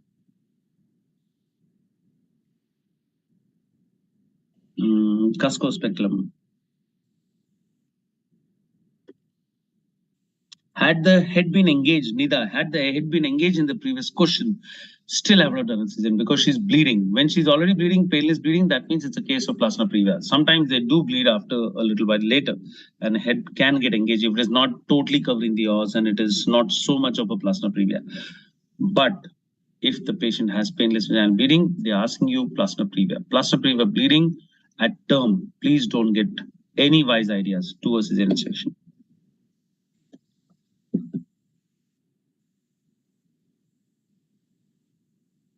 How to distinguish Saini Saab? Saini, you from Punjab, right? Yesterday also you met me. So yes, how to distinguish? If it is Vasa previa, then there can also be a similar presentation like the doctor asked me. And in Vasa previa, the bleeding is of the fetus. So you take the blood and put it into a test tube. And in that blood, you add sodium hydroxide. And if it is maternal blood, the hemoglobin will get denatured. The alkaline denaturation of hemoglobin happens and it becomes colorless. Maternal blood becomes colorless. If it is fetal blood, it stays red because the hemoglobin has a stronger bond. So, excuse me. So, if the hemoglobin has a stronger bond, then the RBC stays red. If the RBC stays red, then that is fetal blood. Then that becomes Vasa previa. I'm so sorry. Excuse me, too much of coughing. Yes, so answer is correct. It's a Casco's self-retaining speculum because see, it has got this. It's got this lock here. Okay, it's got this lock here. So if I want to do some surgeries, then I can do with the Casco's. The Casco's, I can apply this in the vagina, open the cervix, and I can do a colposcopy. I can see that the cervix. Then I can also see, any vaginal lesions. But yes, anterovaginal and posterior vaginal wall lesions cannot be seen by a Cusco-speculum. So for good examination of the complete vagina and the cervix, I use the next instrument which is coming. That is the sim speculum. I'll show you the pictures. Cusco is self-retaining, so I can do some surgeries like the cryocautery. Somebody was saying, no, cryocautery is a conical instrument like this. Just like this pen, there's a conical instrument. It goes into the cervix like this. So this tip, this tip of it is just conical like this. This tip generates, it's a steel tip, and we use liquid nitrogen, and that liquid nitrogen, the vapors which go through the cylinder, it goes and makes it very cold, and that is going to make this cervix have a frozen cervix here. It become totally crystallized with ice. So that kind of cold will destroy the immediate lining of the cervix. So that is going to shed off. So that is cryotherapy is a good treatment of CIN3. But we should diagnose that first, like I told you. So good. The answer, cryotherapy, good. We are relating that to this one, Cusco speculum, because Cusco speculum is required. You open the speculum to open the vagina and tie it. So now I can do a procedure in the cervix like a cryotherapy. Good. And you can take a biopsy also. This is the Cuscos. So this is the sim speculum. This is your sim speculum. Okay. And sim speculum is the favorite speculum of gynecologists in the OPD. We use this to examine, okay? We put this in the posterior wall, two fingers in the antevaginal wall and see the cervix. Or we can put it the other way also. We put it in the antevaginal wall and fingers in the posterior wall and see the cervix. So mostly I would do what? First I'll put in the antevaginal wall and my fingers in the posterior wall and look at the cervix. But what's the benefit of using the sim speculum? The sim speculum will help me because it goes into the vagina like this and lift the vagina, and I can see all over the vagina very well with this sim speculum. And Cuscos cannot show me that vagina so properly. But we cannot do procedures with this. We can examine with this sims. Now this is the Doyens retractor. You see this part, people who are writing the PG entrance exam, the interns especially, will correlate with this Doyens retractor so well. Doyens retractor, Doyens retractor is the one which is going to be, your best friend. Those who are writing the MCA exam, please remember you're going to be interns in the next 3 months, and you're going to be very friendly with this Doyens retractor. This is going to be a most favorite instrument in gynae and also in surgery sometime. Surgery, they'll use this next one, the Devers retractor, the Devers, D-E-A-V-E-R-S. If I don't know whether you're able to see the screen, it is Devers, D-E-A-V-E-R-S, Devers retractor. This is the one which is going to be used in abdominal surgeries, also in pelvic surgeries. In deep pelvic surgeries, we use this Devers, and abdominal surgeries also. So this is going to be your best friend in surgery. Yes, your interns are going to do mostly retraction. If you're very good working interns, you're going to do surgeries also. So work hard in your internship. When you work hard in your internship, the PGs like you and they give you more chances. Those who are missing from internship and found only in coaching classes and bunking classes, they don't get much chances. So when you become surgeons, finally, you get into surgery because you read all your internship, you only read, you become first year PG in surgery. So your first year, we go learning basic surgical skills. You'll not get to major surgeries because you missed out on your internship. So especially in surgery and gynae, if you're not doing your postings well, I would always say interns, that's the best year of your life. You become doctors only when you do internship and do it so well that you work very hard. When you work very hard, you read even harder. The time which you get, you read in that time much better. And you get PGs mostly in your first attempts. I'm not saying second attempt people don't get PGs, but yes, best attempt is the first attempt because you worked very hard and you were reading even harder. Don't bunk internship. Take it from me. Those who have friends who can get you a proxy in your internship and you're doing coaching classes some other city, please take a friendly advice from me. I value my internship so much that I learned even bone marrow aspirations in internship. Even now, if my patient has anemia, I do the bone marrow aspirations. I don't call the medicine team. Of course, for the assessment, it goes to the path lab. I still put the chest tubes if a patient has some problem in my patients. Of course, they'll put better than me, but I'm still very proud that I can put a needle into the liver and drain a liver abscess. Even today, I can do that because my internship taught me that. So value an internship, okay? Chalo. Recommended emergency contraceptive in India. So the answer is not Levonorm. Not Ulipristal. Ye to yahin pe out ho gaya because it is not yet approved in the country. So Ulipristal is an exciting new drug and it is going to work for 5 days. And who knows, it's going to become the drug of choice. So it is not Ulipristal. पीछे में मैंने answer दे दिया था ना? नहीं, Cuscos में answer नहीं दिया था. Okay, fine. Okay. Ulipristal is not the drug of choice. And IUCD, I've not even mentioned. It is the most effective method. It is going to work for 5 years, but it is not the drug of choice or the method of choice because it involves a doctor. A doctor has to give a prescription, a doctor has to insert it. But emergency conception works on the principle of what? Over the counter. A woman has intercourse without protection, and tomorrow morning she realizes that she doesn't want to get pregnant. She goes and takes a pill and she's protected without a doctor being involved. So it is an over the counter drug. So even if the drug doesn't work, suppose she takes a tablet and it doesn't work and she gets pregnant. That's all. At most, she's going to get pregnant. She's not going to get any harm. If she's pregnant, then of course an abortion has to be done by a doctor. But prevention of pregnancy by emergency conception doesn't require a doctor. It's an over-the-counter drug. So that's why it is not IUCD. And why it is not ulipristal? Because it is not recommended in the country so far. It's not approved. So your answer will still say as levonorgestrel. Your answer will stay as levonorgestrel. All right, guys. So let's see what all have you been asking me in this time. Give me a moment. You guys left the chat a little bit. One tablet, yes. Nowadays it is one tablet, yes. 0.75 into 2 tablets is out now. This is the answer, okay? 1.5 milligram, 1 tablet. Let me see the other things you ask me. Prepladder OBGYN is enough. Yes, NEET PG, Nishant. Prepladder OBGYN is more than enough. It's more than enough. All right, guys. That's, I don't believe in teaching you all what I've learned in 26 years. I'd like to give you inputs of those 26 years as a gynecologist. But if you have to learn for PG entrance, that's more than enough. 1 or 2 questions will come out of that. So you can read anything, any book. You can read whole of Williams and you will still get some question out of that. So that 1 or 2 questions, nobody can prepare you for that. But I can guarantee you that out of 40 questions, at least 36, 37 will come from the discussions which we've had. That's the kind of guarantee I have. Yeah, I can give you why, because that's the kind of feedback I've got in my life.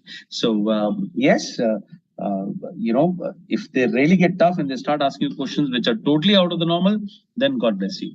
But then we are always discussing the topics which are coming regularly in the exams. There's no way you're going to miss. So go ahead and read the Prepladder app and do the MCQs for the last 5 years from Prepladder and the videos. That's more than enough preparation for obs and gynae. Be confident. Even today, I met a student who was a Prepladder student and she's joined my institute in the Department of Medicine. And she's already 3 months in, 1 month into the subject, and she came and met me just to say hi because she was my student of Prepladder and I never met her in my life. That's why. Chalo. Just a minute. Yeah.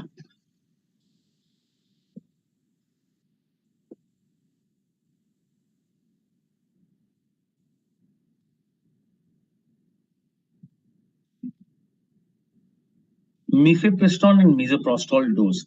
For emergency conception, mifepristone is given 25 to 50 milligrams.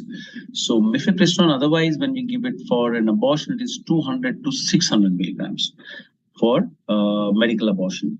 But here it is 25 to 50 milligrams. And misoprostol is a prostaglandins. So misoprostol you can give for an abortion. You're going in around 800 micrograms. But there is no misoprostol for emergency conception. So there's no dose for that. It is just a misleading information here. It is not for emergency conception.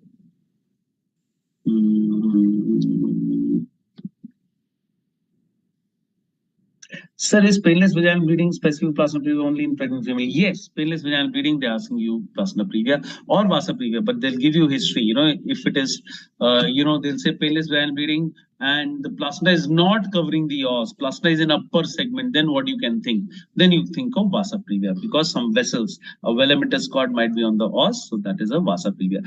Painless vaginal bleeding at term, you guys, students for MC and PG, we are asking you placenta previa. No doubt about that.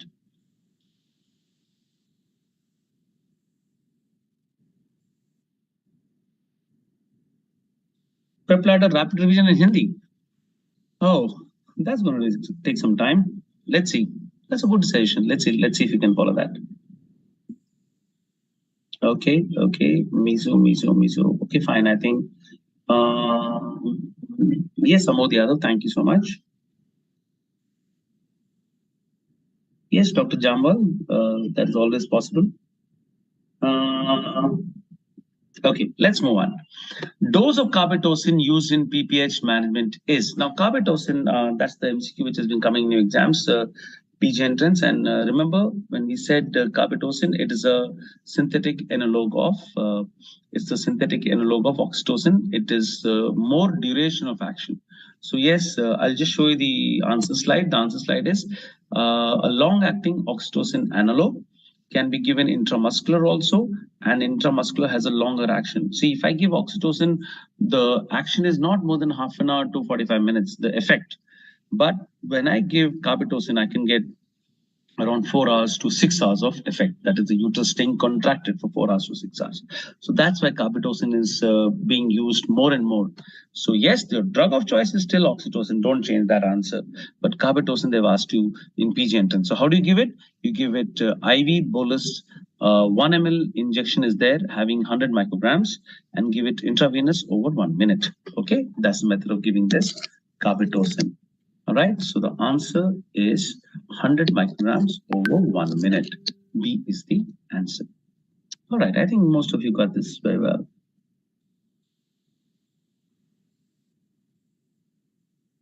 See, in placenta previa, when to go for McAfee-Johnson? See, conservative management of a bleeding placenta previa. So guys, MCI students, please note, this is a little too much of a, accumulation of information. Please rewind and hear this again. When there is a placenta previa bleeding at term, go ahead, do a cesarean section. Placenta previa bleeding before 34 weeks. Now that is when, again, the removal of the baby out of the uterus will be cesarean. But do you want to do it? Do you want to take out the baby out of the uterus before 34 weeks? No, you don't want to take it out because the baby is not mature. So giving steroids and giving rest and checking her blood pressure and giving her blood if she requires, you can give her a trial of conservation. This is known as McAfee-Johnson. So then 90% cases, the bleeding will stop. So when the 90% case of bleeding is going to stop with conservative management, we'll do it for 34 and before. After 34, the lung is mature. So if they ask for 36 also, suppose they ask for 36 with placenta previa, PG entrance they'll ask you. Go ahead and do a cesarean. 37 and beyond, go ahead and do a cesarean. That is an easy question to ask. But 36, some of you will say, are you the preterm hai? Not to worry. 36 is preterm, but it is not that preterm. Why? Because the lung is mature. So better to do a cesarean rather than waiting and conservatively managing a placenta previa. So 34 and before, conservation or McAfee-Johnson, like you said. So yes, in Telugu, Abdul Hasan Telugu led babu. Okka uchara. Meeku Hindi uchara. Naku koncham Telugu uchara. Okay. Micrograms. Korche is because I'm trying my Malu these days. And my Malu friends are getting bugged with me that because I can understand Malayalam, but I don't speak it much. So that's why Korche came out. Tocolitis contraindicated, but most common consists tocolitis. Abdul Hasan, you asked me a very, very good question. Okay, let's discuss that. So I said when a woman is having before 34 weeks, a woman is having bleeding placenta previa. Before 34 weeks, placenta previa bleeding. Give steroid, give conservation, bleeding will stop in 90% cases. Do not give tocolysis. Why? Because the patient is bleeding and relaxing the uterus will make her bleed more. End of discussion.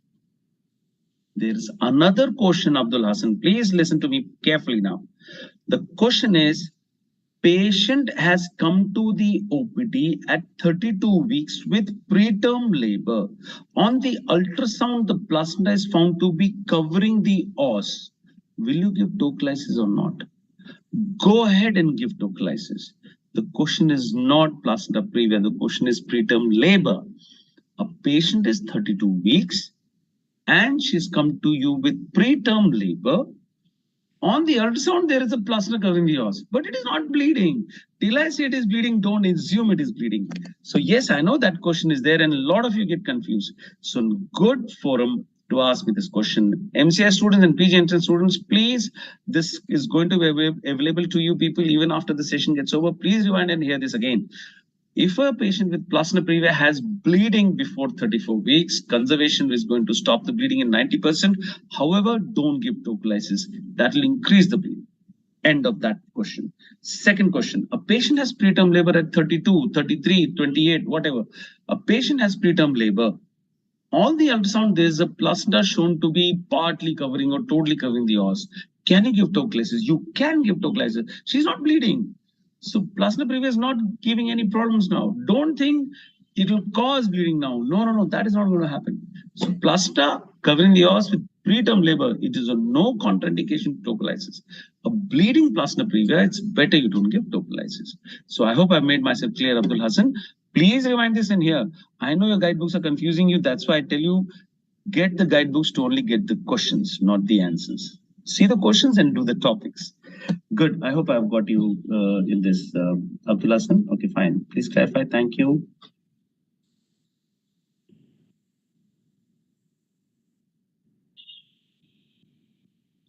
Modi Yadav, thanks for that information. I did not see all that. I'm so much away from social media that I don't know what you're saying, but then I'm happy with what you said. Okay. Amit, hi. What is the most common conjoined twin? It is thoracophagous, Vanta. Don't think of paraphagus. No. Paraphagus, I have to even think of, explaining you sometimes. Paraphagus, these are not so common. Thoracophagous, that answer is correct.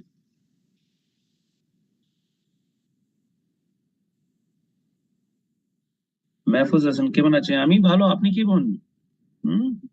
আপনি কোথায় থেকে? Naveen Prabha, I can understand Telugu, but that's the language which I spoke first as a kid. 5 years I stayed in Mehdipatnam in Hyderabad, and that's a language which my nanny spoke to me. But after that, I learned my Tamil and my little bit of Malayalam and Bengali and Gujarati. So that's everything is going haywire regarding Telugu at least. Okay, anyway, plasma previa, vasa previa, abruption, tocolysis. Yes, don't give. Dr. Imran Ortho, do not give tocolysis in a APH. That's a very, very good assessment. Vasa previa, go ahead and do a cesarean section immediately. Plasma previa bleeding, tocolysis increases bleeding. Abruptio placentae, anytime abruption happens, what is the management? If a patient has 37 weeks in abruption, do ARM, give oxytocin and deliver. If it is before 34 weeks, steroid, do ARM and add oxytocin. So ARM and delivery with oxytocin, that is the management of abruption. Only, of course, along with that, resuscitation. See, oh, please, any emergency in your life, resuscitation is part of it. So I'm not talking about resuscitation. I'm talking only obstetrics management. So if there's a ruptured ectopic, there's a ruptured uterus, if there's a plasma previa bleeding, there's a vasa previa bleeding, resuscitation happens. But please, I'm talking obstetrics. So any case of antepartum hemorrhage, tocolysis, think twice. Do not give. And that's a very good assessment you people made. I'm very happy. It's not given like this in most of the books. APH, don't give tocolysis. At least in your level of PG entrance, don't give a tocolysis. Okay, great. Abdul Hassan, happy ho gaya. Good.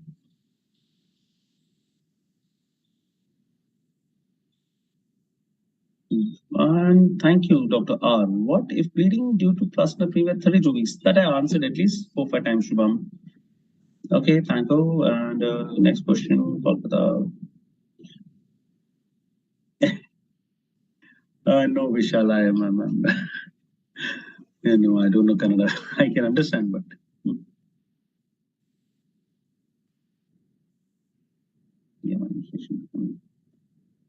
Thanks, Jigar. Do well.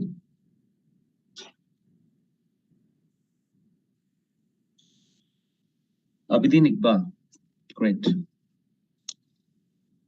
Next question. Right. A pregnant woman at 4 months of pregnancy opts to get a HIV test, which turns out to be positive. A confirmatory test confirms a positive NAT. Okay, that English is a little wonky here. A test done shows HIV positive, and a NAT, nucleic acid amplification test, is confirming the HIV. She's asymptomatic. See, look, one more principle comes here. Screening test is positive. We are doing a confirmatory test always. Okay, so pap smear is positive. Don't do a management. Do a colposcopic biopsy to see if it is a cancer or not. So CIN3 on pap smear, do a colposcopic biopsy. HIV positive, don't do treatment. First, confirm it is HIV positive by a NAT. Good. This is a good question. She's asymptomatic. She's just HIV positive. Which of the following is true regarding antiretroviral therapy to prevent HIV transmission from mother to child in this case. So given only if CD4 count is less than 350, wrong. If viral copies are more than 1,000, wrong. This was all old teaching. Around 8 years back, this would have been correct. Given to all pregnant women with HIV, irrespective of the gestational age of presentation, single agent is preferred. So guys, the only answer, and quickly all of you please write C and send me that answer. All right, because all of you got that correct.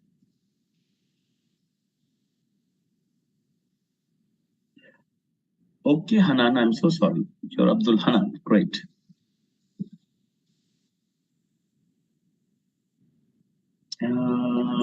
Answer is C, given to everybody.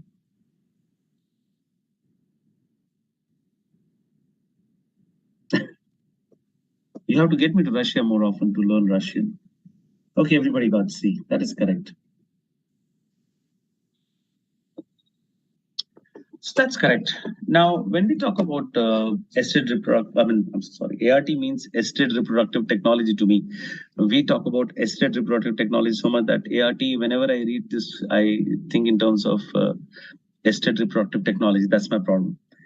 So yes, two things, ART and GDM. At the end, somebody had asked me. First, let me finish this. So yes, when a woman is having HIV positive, 3 drugs are preferred, and there'll be 2 nucleoside reverse transcriptase inhibitors, 2, and 1 integrase inhibitor, or we can give 1 protease inhibitor also. So 3 drugs are better than 1 drug. All of us know that. And generally, it is a combination of abacavir and TDF, that is, and tenofovir. And along with that, we can also give the ritonavir. That is the 3 drugs: abacavir, TDF, and ritonavir. And a lot of you say that we can give an integrase inhibitor also. So then we can give another drug in that, and that is raltegravir. But then, when we talk about HIV, the drugs are always 3.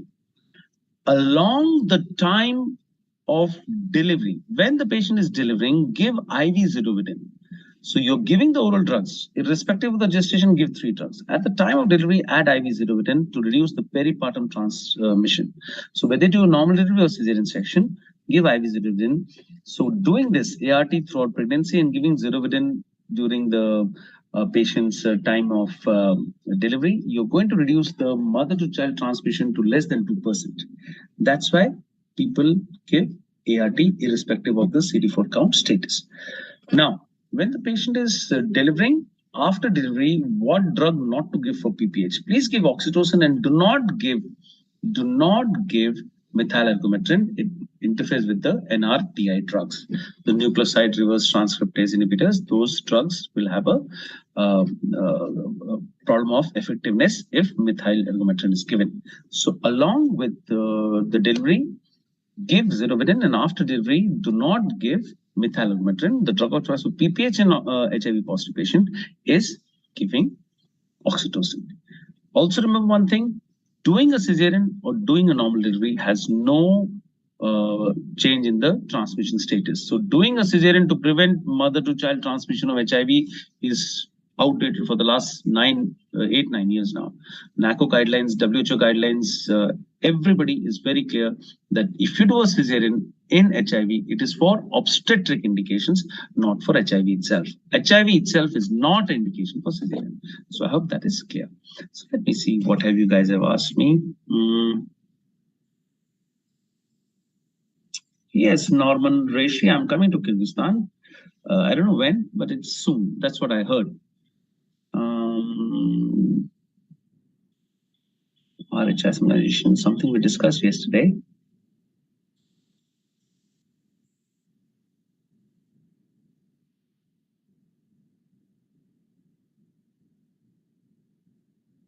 Breastfeeding in HIV positive. See, it is contraindicated, no doubt about that. HIV, hepatitis B, and tuberculosis, breastfeeding is contraindicated loud and clear, except countries like India, which you know very well. In India, if you don't breastfeed our poor children, they'll die for the lack of breast milk rather than the HIV.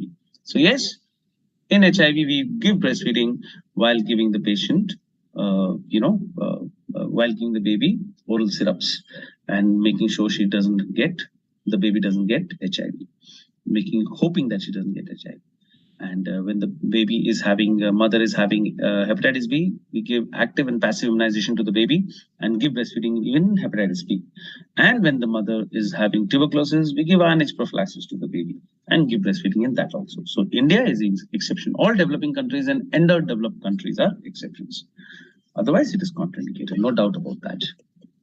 Okay, so calculate the Bishop score for the following findings when a per vaginal examination was done for woman at 37 weeks. Cervix is 1 centimeter dilated, posterior soft, 30% infestation is at -1. So yes, why did I give you this question? Bishop score. Anyone? Answer is did I mark? Yeah, I marked. Now B for Bombay. देखा इसमें wrong answers आ रहे हैं. C भी बोल रहे हैं लोग. कोई भी D नहीं बोला है. Anti-D, we give 2 doses, okay? 28 weeks and anti-delivery. 2 doses. That's the exam question which came, not the 3-1. The 3 protocol is the British protocol. Anti-D is given 28 and at delivery, 2 injections. Now, Bishop score. Why am I giving this question? Because all PG entrance students and all MCI students, please mug up this chart. Okay, where is the chart gone? Oh God, yeah, the chart has gone a little ahead.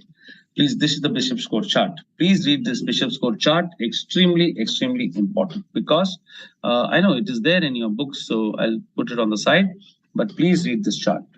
Bishop score is coming in your exam, and you have to mug up this. You have to mug this up. You cannot say that, sir, I had, this is -2 if you can't see that. Huh? Oh God. Polarized -2. This is -2.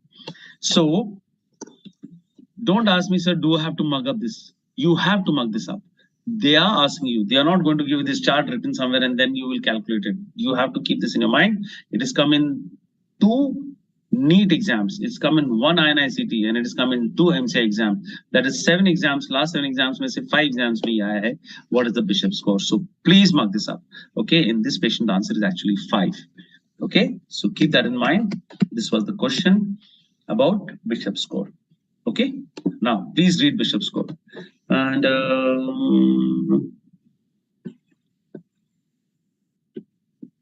prenatal means before pregnancy. That's a good question to ask. Prenatal is before pregnancy. Antenatal is during pregnancy.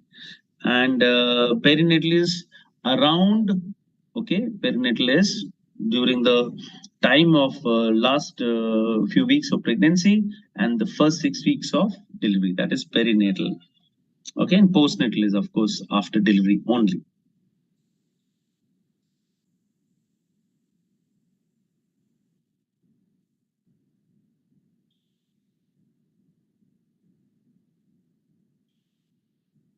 Decrease slide zoom.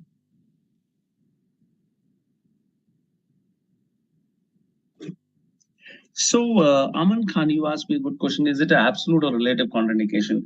So, I would say relative if they ask you in terms of India. Okay, of course, it is an absolute contraindication. Exception is India. So, if they ask India, then go ahead and mark relative. Okay, the question will be very clear. आप लोग ना क्या होता है कि what you see in your MCQ books, you get very affected by those MCQ books, and what is written there is becoming the word of God. See, people who write books are humans like you and me, and we do mistakes. And people who are writing books, they are dependent on how you people recall the MCQs to them.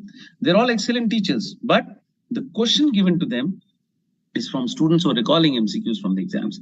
So that's where the problems happens. Okay, chalo, we have to do this question now. Drug of choice for osteoporosis woman after 60 years. So I already told you it is bisphosphonates. Now my question is, why are they asking you? Please concentrate. Why are they asking you after 60 years? This came in INI-CET. I am always happy with this INI-CET /AIMS exam because they'll give you 1 or 2 questions which are going to make things very clear. So yes, Rafiq, this is for you. Okay, please understand that when a person is having osteoporosis after 60 years, the drug of choice is bisphosphonate. Then why did they ask you after 60 years? Because before 60 years, it is something else. Before 60 years is something else. That's why they've asked you after 60 years. So that's why drug of choice before 60 years, that is 50 to 60 years, it is estrogen. Now, we will show you the proof. This is from your favorite book, Shaw's Gynecology, and they've written it very clear. Natural estrogen, progesterone, tibolone, raloxifene are beneficial in osteoporosis if it occurs early in menopause. Osteoporosis occurring late in menopause, use bisphosphonate. Again, prophylaxis of osteoporosis, estrogen aa gaya, estrogen progesterone aa gaya when the uterus is intact. And oh, by the way, when there is no uterus, say estrogen alone. When there is uterus intact, say estrogen and progesterone. Tibolone has come, raloxifene has come. Oh, hello. Soybean is also before that. This is Shaw's, all right? But bisphosphonate comes here, and the sixth choice is bisphosphonate. And along with that, they're writing for late osteoporosis, just in case you forgot here. So they're writing again here for late osteoporosis. See the next slide. Next slide is the other drugs for osteoporosis. In the other drugs, the fourth drug is bisphosphonate. When you're writing bisphosphonate, what they're writing, it is recommended. See, it is recommended that HRT should be prescribed early in the menopausal age. See how ironic. The chapter is on osteoporosis. In osteoporosis chapter, they said drug of choice is estrogen. Now, they're telling you other drugs. In other drugs, they're teaching you finally bisphosphonate. In bisphosphonate, the line written is, it is better you give hormone replacement therapy for osteoporosis, early osteoporosis. After 60 years, third time in Shaw's book, osteoporosis should be managed with bisphosphonate. So that's why Shaw's is writing 60 years. That's why the question is after 60 years in your INI-CET exam. And still you people have a doubt. But see, because this is a gynae topic. Yes, I know orthopedicians treat it and physicians treat it and pharmacologists know about it. I've got nothing against them. All of the pharmacologists teaching and all of the orthopedicians teaching, they're all my very good friends. But I'm teaching you what is coming in the exam. The controversy exists. I agree. Royal College guideline says give bisphosphonate. I'm telling you that online. Royal College says give bisphosphonates. I'm saying that. But what is important for your exam in India are the books like Shaw's. See, just now I said Shaw's is saying visual inspection under acetic acid. So I'm willing to change my question. I mean that question, what is the cost-effective method of management of screening for cost-effective method for screening of CA cervix? I'm willing to change to VIA because Shaw's is saying that. Now Shaw is saying this. So why don't you understand this then? No, sir, we'll understand what we want to understand. So when you're seeing a reference book, remember everything from the reference book. And Shaw says VIA, so I'm changing it to VIA. Shaw says bisphosphonates is the drug of choice after 60 years. Remember that. And Shaw says 50 to 60 is estrogens. Remember that because it's a gynae question. End of discussion. Just in case you're not still satisfied, I've got many other sources. I'm showing you my Bible, you know, the Bible which I read when I have a problem in anything in gynae, and that is Novax. And Novax is saying what? Hormone therapy effectively prevents and treats osteoporosis and is FDA approved for osteoporosis prevention. Okay, FDA with all the other. Okay, FDA, I think you like to read FDA everywhere. And then the Women Health Initiative trial confirmed a significant reduction in hip fractures in healthy women randomized to hormone therapy. That's the kind of information I wanted to share you before I said. But Rafiq, are we friends now? I hope we are. Okay. Are we still friends? I mean to say that we were always friends, right?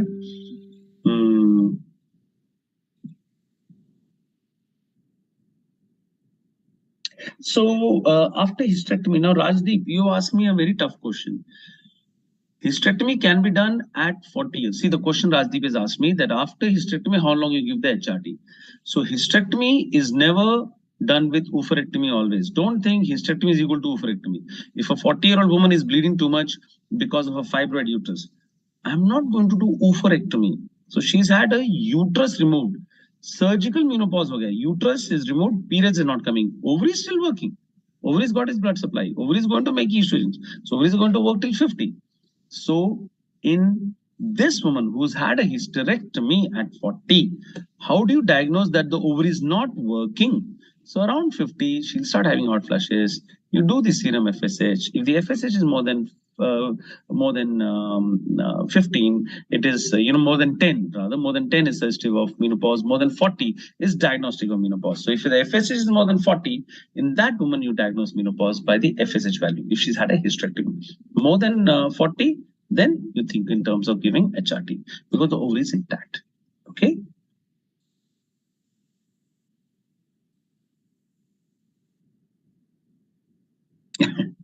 All right. So that's the last slide. It's saying thank you. So now I'm not going. So you had asked me about GDM. GDM, what was it? GDM, what do you want to know? Okay, GDM is after 24. Ye yaad rakh lo. Gestational hypertension, gestational diabetes. Gestational hypertension is after 20 weeks. Gestational diabetes is high sugars after 24 weeks. So gestational, because of pregnancy, there is hypertension that comes after 20 weeks. Because of pregnancy, there is diabetes that comes after 24 weeks. So please, gestational diabetes happens after 24 weeks. If the sugar is high, suppose at 26 weeks, the mother gets high sugar at 26 weeks, baby is already formed. Baby's organogenesis completes at 10 to 12 weeks. So please do not say GDM causes anomalies. Not at all. GDM never causes anomalies. All of you are going on telling me ventricular septal defect hai, ki transmission of great arteries hai, or cyclogenesis hai, ya anencephaly hai. All that you go ahead and read, fine. But GDM doesn't cause any of the anomalies. Pre-existing diabetes in pregnancy. If she's a diabetic when she was non-pregnant, she was a 15-year-old girl, she has diabetes. Now she's 25, she's pregnant, she has pre-existing diabetes. In the first trimester, the sugars are high. That causes anomalies because organogenesis happens in the first 12 weeks. So if the woman has sugars high in the first trimester, pre-existing diabetes, overt diabetes, which we call overt diabetes, that causes anomalies. Okay, but yes, whether it is gestation diabetes or it is pre-existing diabetes, the management of sugar is the same. Management of the patient is the same. Only anomalies are not seen in a baby who's born to a mother with gestation diabetes mellitus. So the drug of choice is still insulin in both the cases. You can give oral hypoglycemic agents. You can deliver them normally, always. So yes, GDM, you deliver around. GDM, you deliver around. If it is controlled on diet, you can go as long as 39 weeks and plus a couple of days. 39 plus where you can deliver. Gestation diabetes mellitus controlled on diet. But if it is any diabetes controlled on insulin, moment you reach 37, deliver it. Uncontrolled diabetes, 34 lung maturity, deliver it. Once more, GDM, after GDM which is well controlled on diet alone, GDM controlled on diet alone, you can go up to 39 weeks. Any diabetes which is controlled only on insulin, 37, because sudden IUD can happen. So 37, and she's already on insulin, you got what you wanted, do the delivery, don't wait. But if it is uncontrolled diabetes, whatever you're giving, oral or insulin, whatever, uncontrolled, 34 weeks happens, lung maturity happens, do delivery. Of course, most of these babies, before delivery, we give the mother steroids. Even at term, we give steroids because we know that lung maturity can be delayed. So that's a little debatable kind of a method of management. But 34 and beyond, lung is mature, deliver. And when there is insulin controlling the diabetes any type, 37 deliver. Okay, so that was something which somebody asked me. Okay.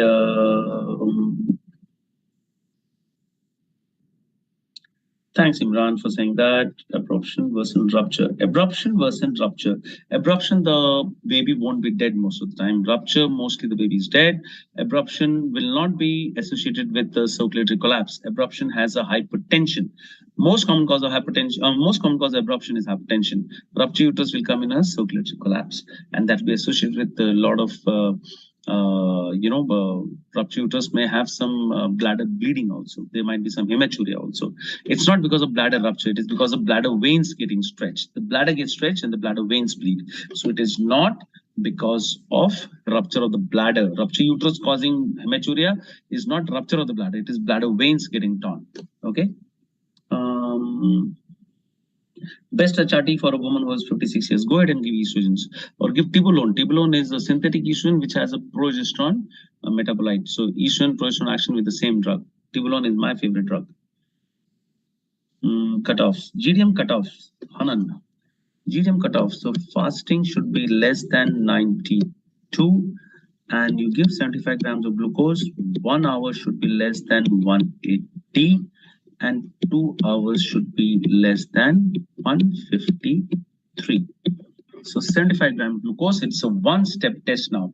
We are not doing the test with you know, first the glucose challenge test, and then if it comes bad, then you do the glucose tolerance test. No, we are not doing that anymore. We've got only a one-step test now, and the one-step test is GTT with 75 grams. If any one abnormal value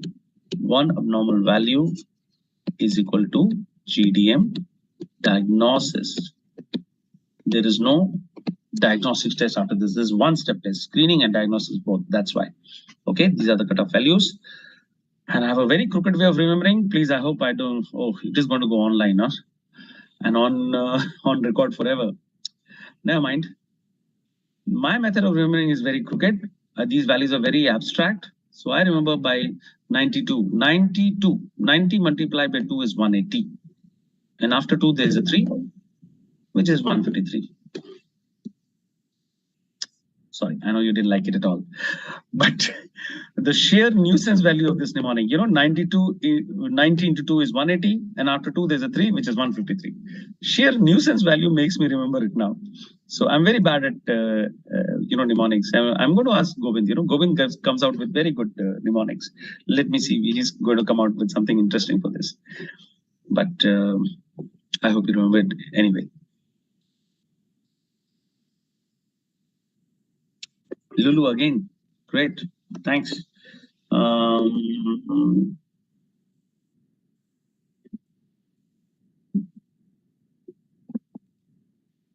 What are the difference between gestational age, Ranjit? See, we are never going to ask you developmental age. There is no, I've not seen any question in my life saying developmental age. There might be a question on embryological age, but that is when they're going to trouble you. All calculations, good question, Ranjit. Any calculation, when I say 4 weeks and 5 days, it is from the first day of the last period. So when I said period was on 1st of October, and suppose today is what is it today? 11th of November. So what is the gestational age? So 30 days of October, 11 days of November, it is 41 days. 41 days divided by 7, it is 5 weeks and 6 days. 5 weeks and 6 days. So if the LMP is 1st of October and today she's pregnant, how much is she pregnant? She's 5 weeks and 6 days. From the first day of the LMP, you calculate the gestation age. Now, when you want to calculate the expected date of delivery, first day of the LMP, 9 months and 7 days. All right, always from that date. Okay, it's never from any other calculation. If I ask you embryological age, which I'm not going to ask you, but if I ask you to trouble you, then just minus 14 days because embryo was made 14 days later. All right, guys, no confusion in that. I will not tolerate any confusion in that. Okay, chalo. That's a good one. Thanks, Abhishek and Rafiq and everybody. Thanks for all that. And okay, I think common cannula capacity नहीं होता, idiopathic fund. That's a good name. So common cannula का capacity, the common cannula का size होता है. Common cannula size is the same as the gestation age. So what is the size of common cannula when the woman is 8 weeks pregnant? 8 size common cannula. What is the size at 12 weeks? 12 size common cannula. The capacities of the manual vacuum aspiration syringe, and that is 60 ml. Okay, that is 60 ml. Yes, that's correct, Monendra. Please motivate NEET PG 23. Oh yeah, I did a lot of motivation yesterday, and I was told that some questions can you discuss next meet. So yes, I'm sure that you are getting motivated because we are having such enthusiastic discussion within 2 days. Yesterday we discussed some fundamentals. Today we discussed many more fundamentals. So you are motivated that you're sitting in front of me. That's more than enough, right? You're going on discussing with the available opportunities you have. Good. Right, guys. Now that we are having had so much of discussion, once again, you guys, good that I had another discussion with you very quickly, and we did a lot of questions, some obstetrics, some gynae, and some journal. But yes, whenever life permits, take the effort of thanking the Almighty for what you have, and then believe in the Almighty, but always do your work. All right. Believe in God, but always lock your house when you leave it. Don't we say that? So believe in God, but always keep reading. Reading will give you the ranks. God will help you, those who help themselves. If you're not a believer, then it's even not simpler. Those who work will get something. So work should be your God. So if you don't believe in God, then work should be your effort. So if you believe in God, trust that God will help you if you help yourselves. Okay, so work very hard, rub it off, rub it off so hard this next few days for your MCA exam and the next 3 months for your PG entrance exam that it hurts, Work as much as long as it starts hurting you. Till you're not doing that, you're not doing enough. So if you do that and you're focused, I'm sure that you're going to do it. Like I said yesterday, get a little tense, get a little worked up. If you're just thinking in terms of, sir, I'm not able to decide because I'm too worked up and I'm too psyched out. Yes, it's normal. You're fine. Too worked up and too relaxed, like I said yesterday, that is bad. You're so worked up that you're not reading at all. You're so relaxed that you're not reading at all. These two extremes I don't like. You're worked up and you're worried, and you know that if you read, you're going to do it. That's the best frame of mind you should have before the exams. So work hard, do very well, and write back to me at drprassan@yahoo.com that all of you got what you wanted in your life. All right, guys. So may God bless you. Do very well in exams. Okay. More questions and more queries at my email or the Prepladder forum. God bless you guys. Bye-bye. Good evening.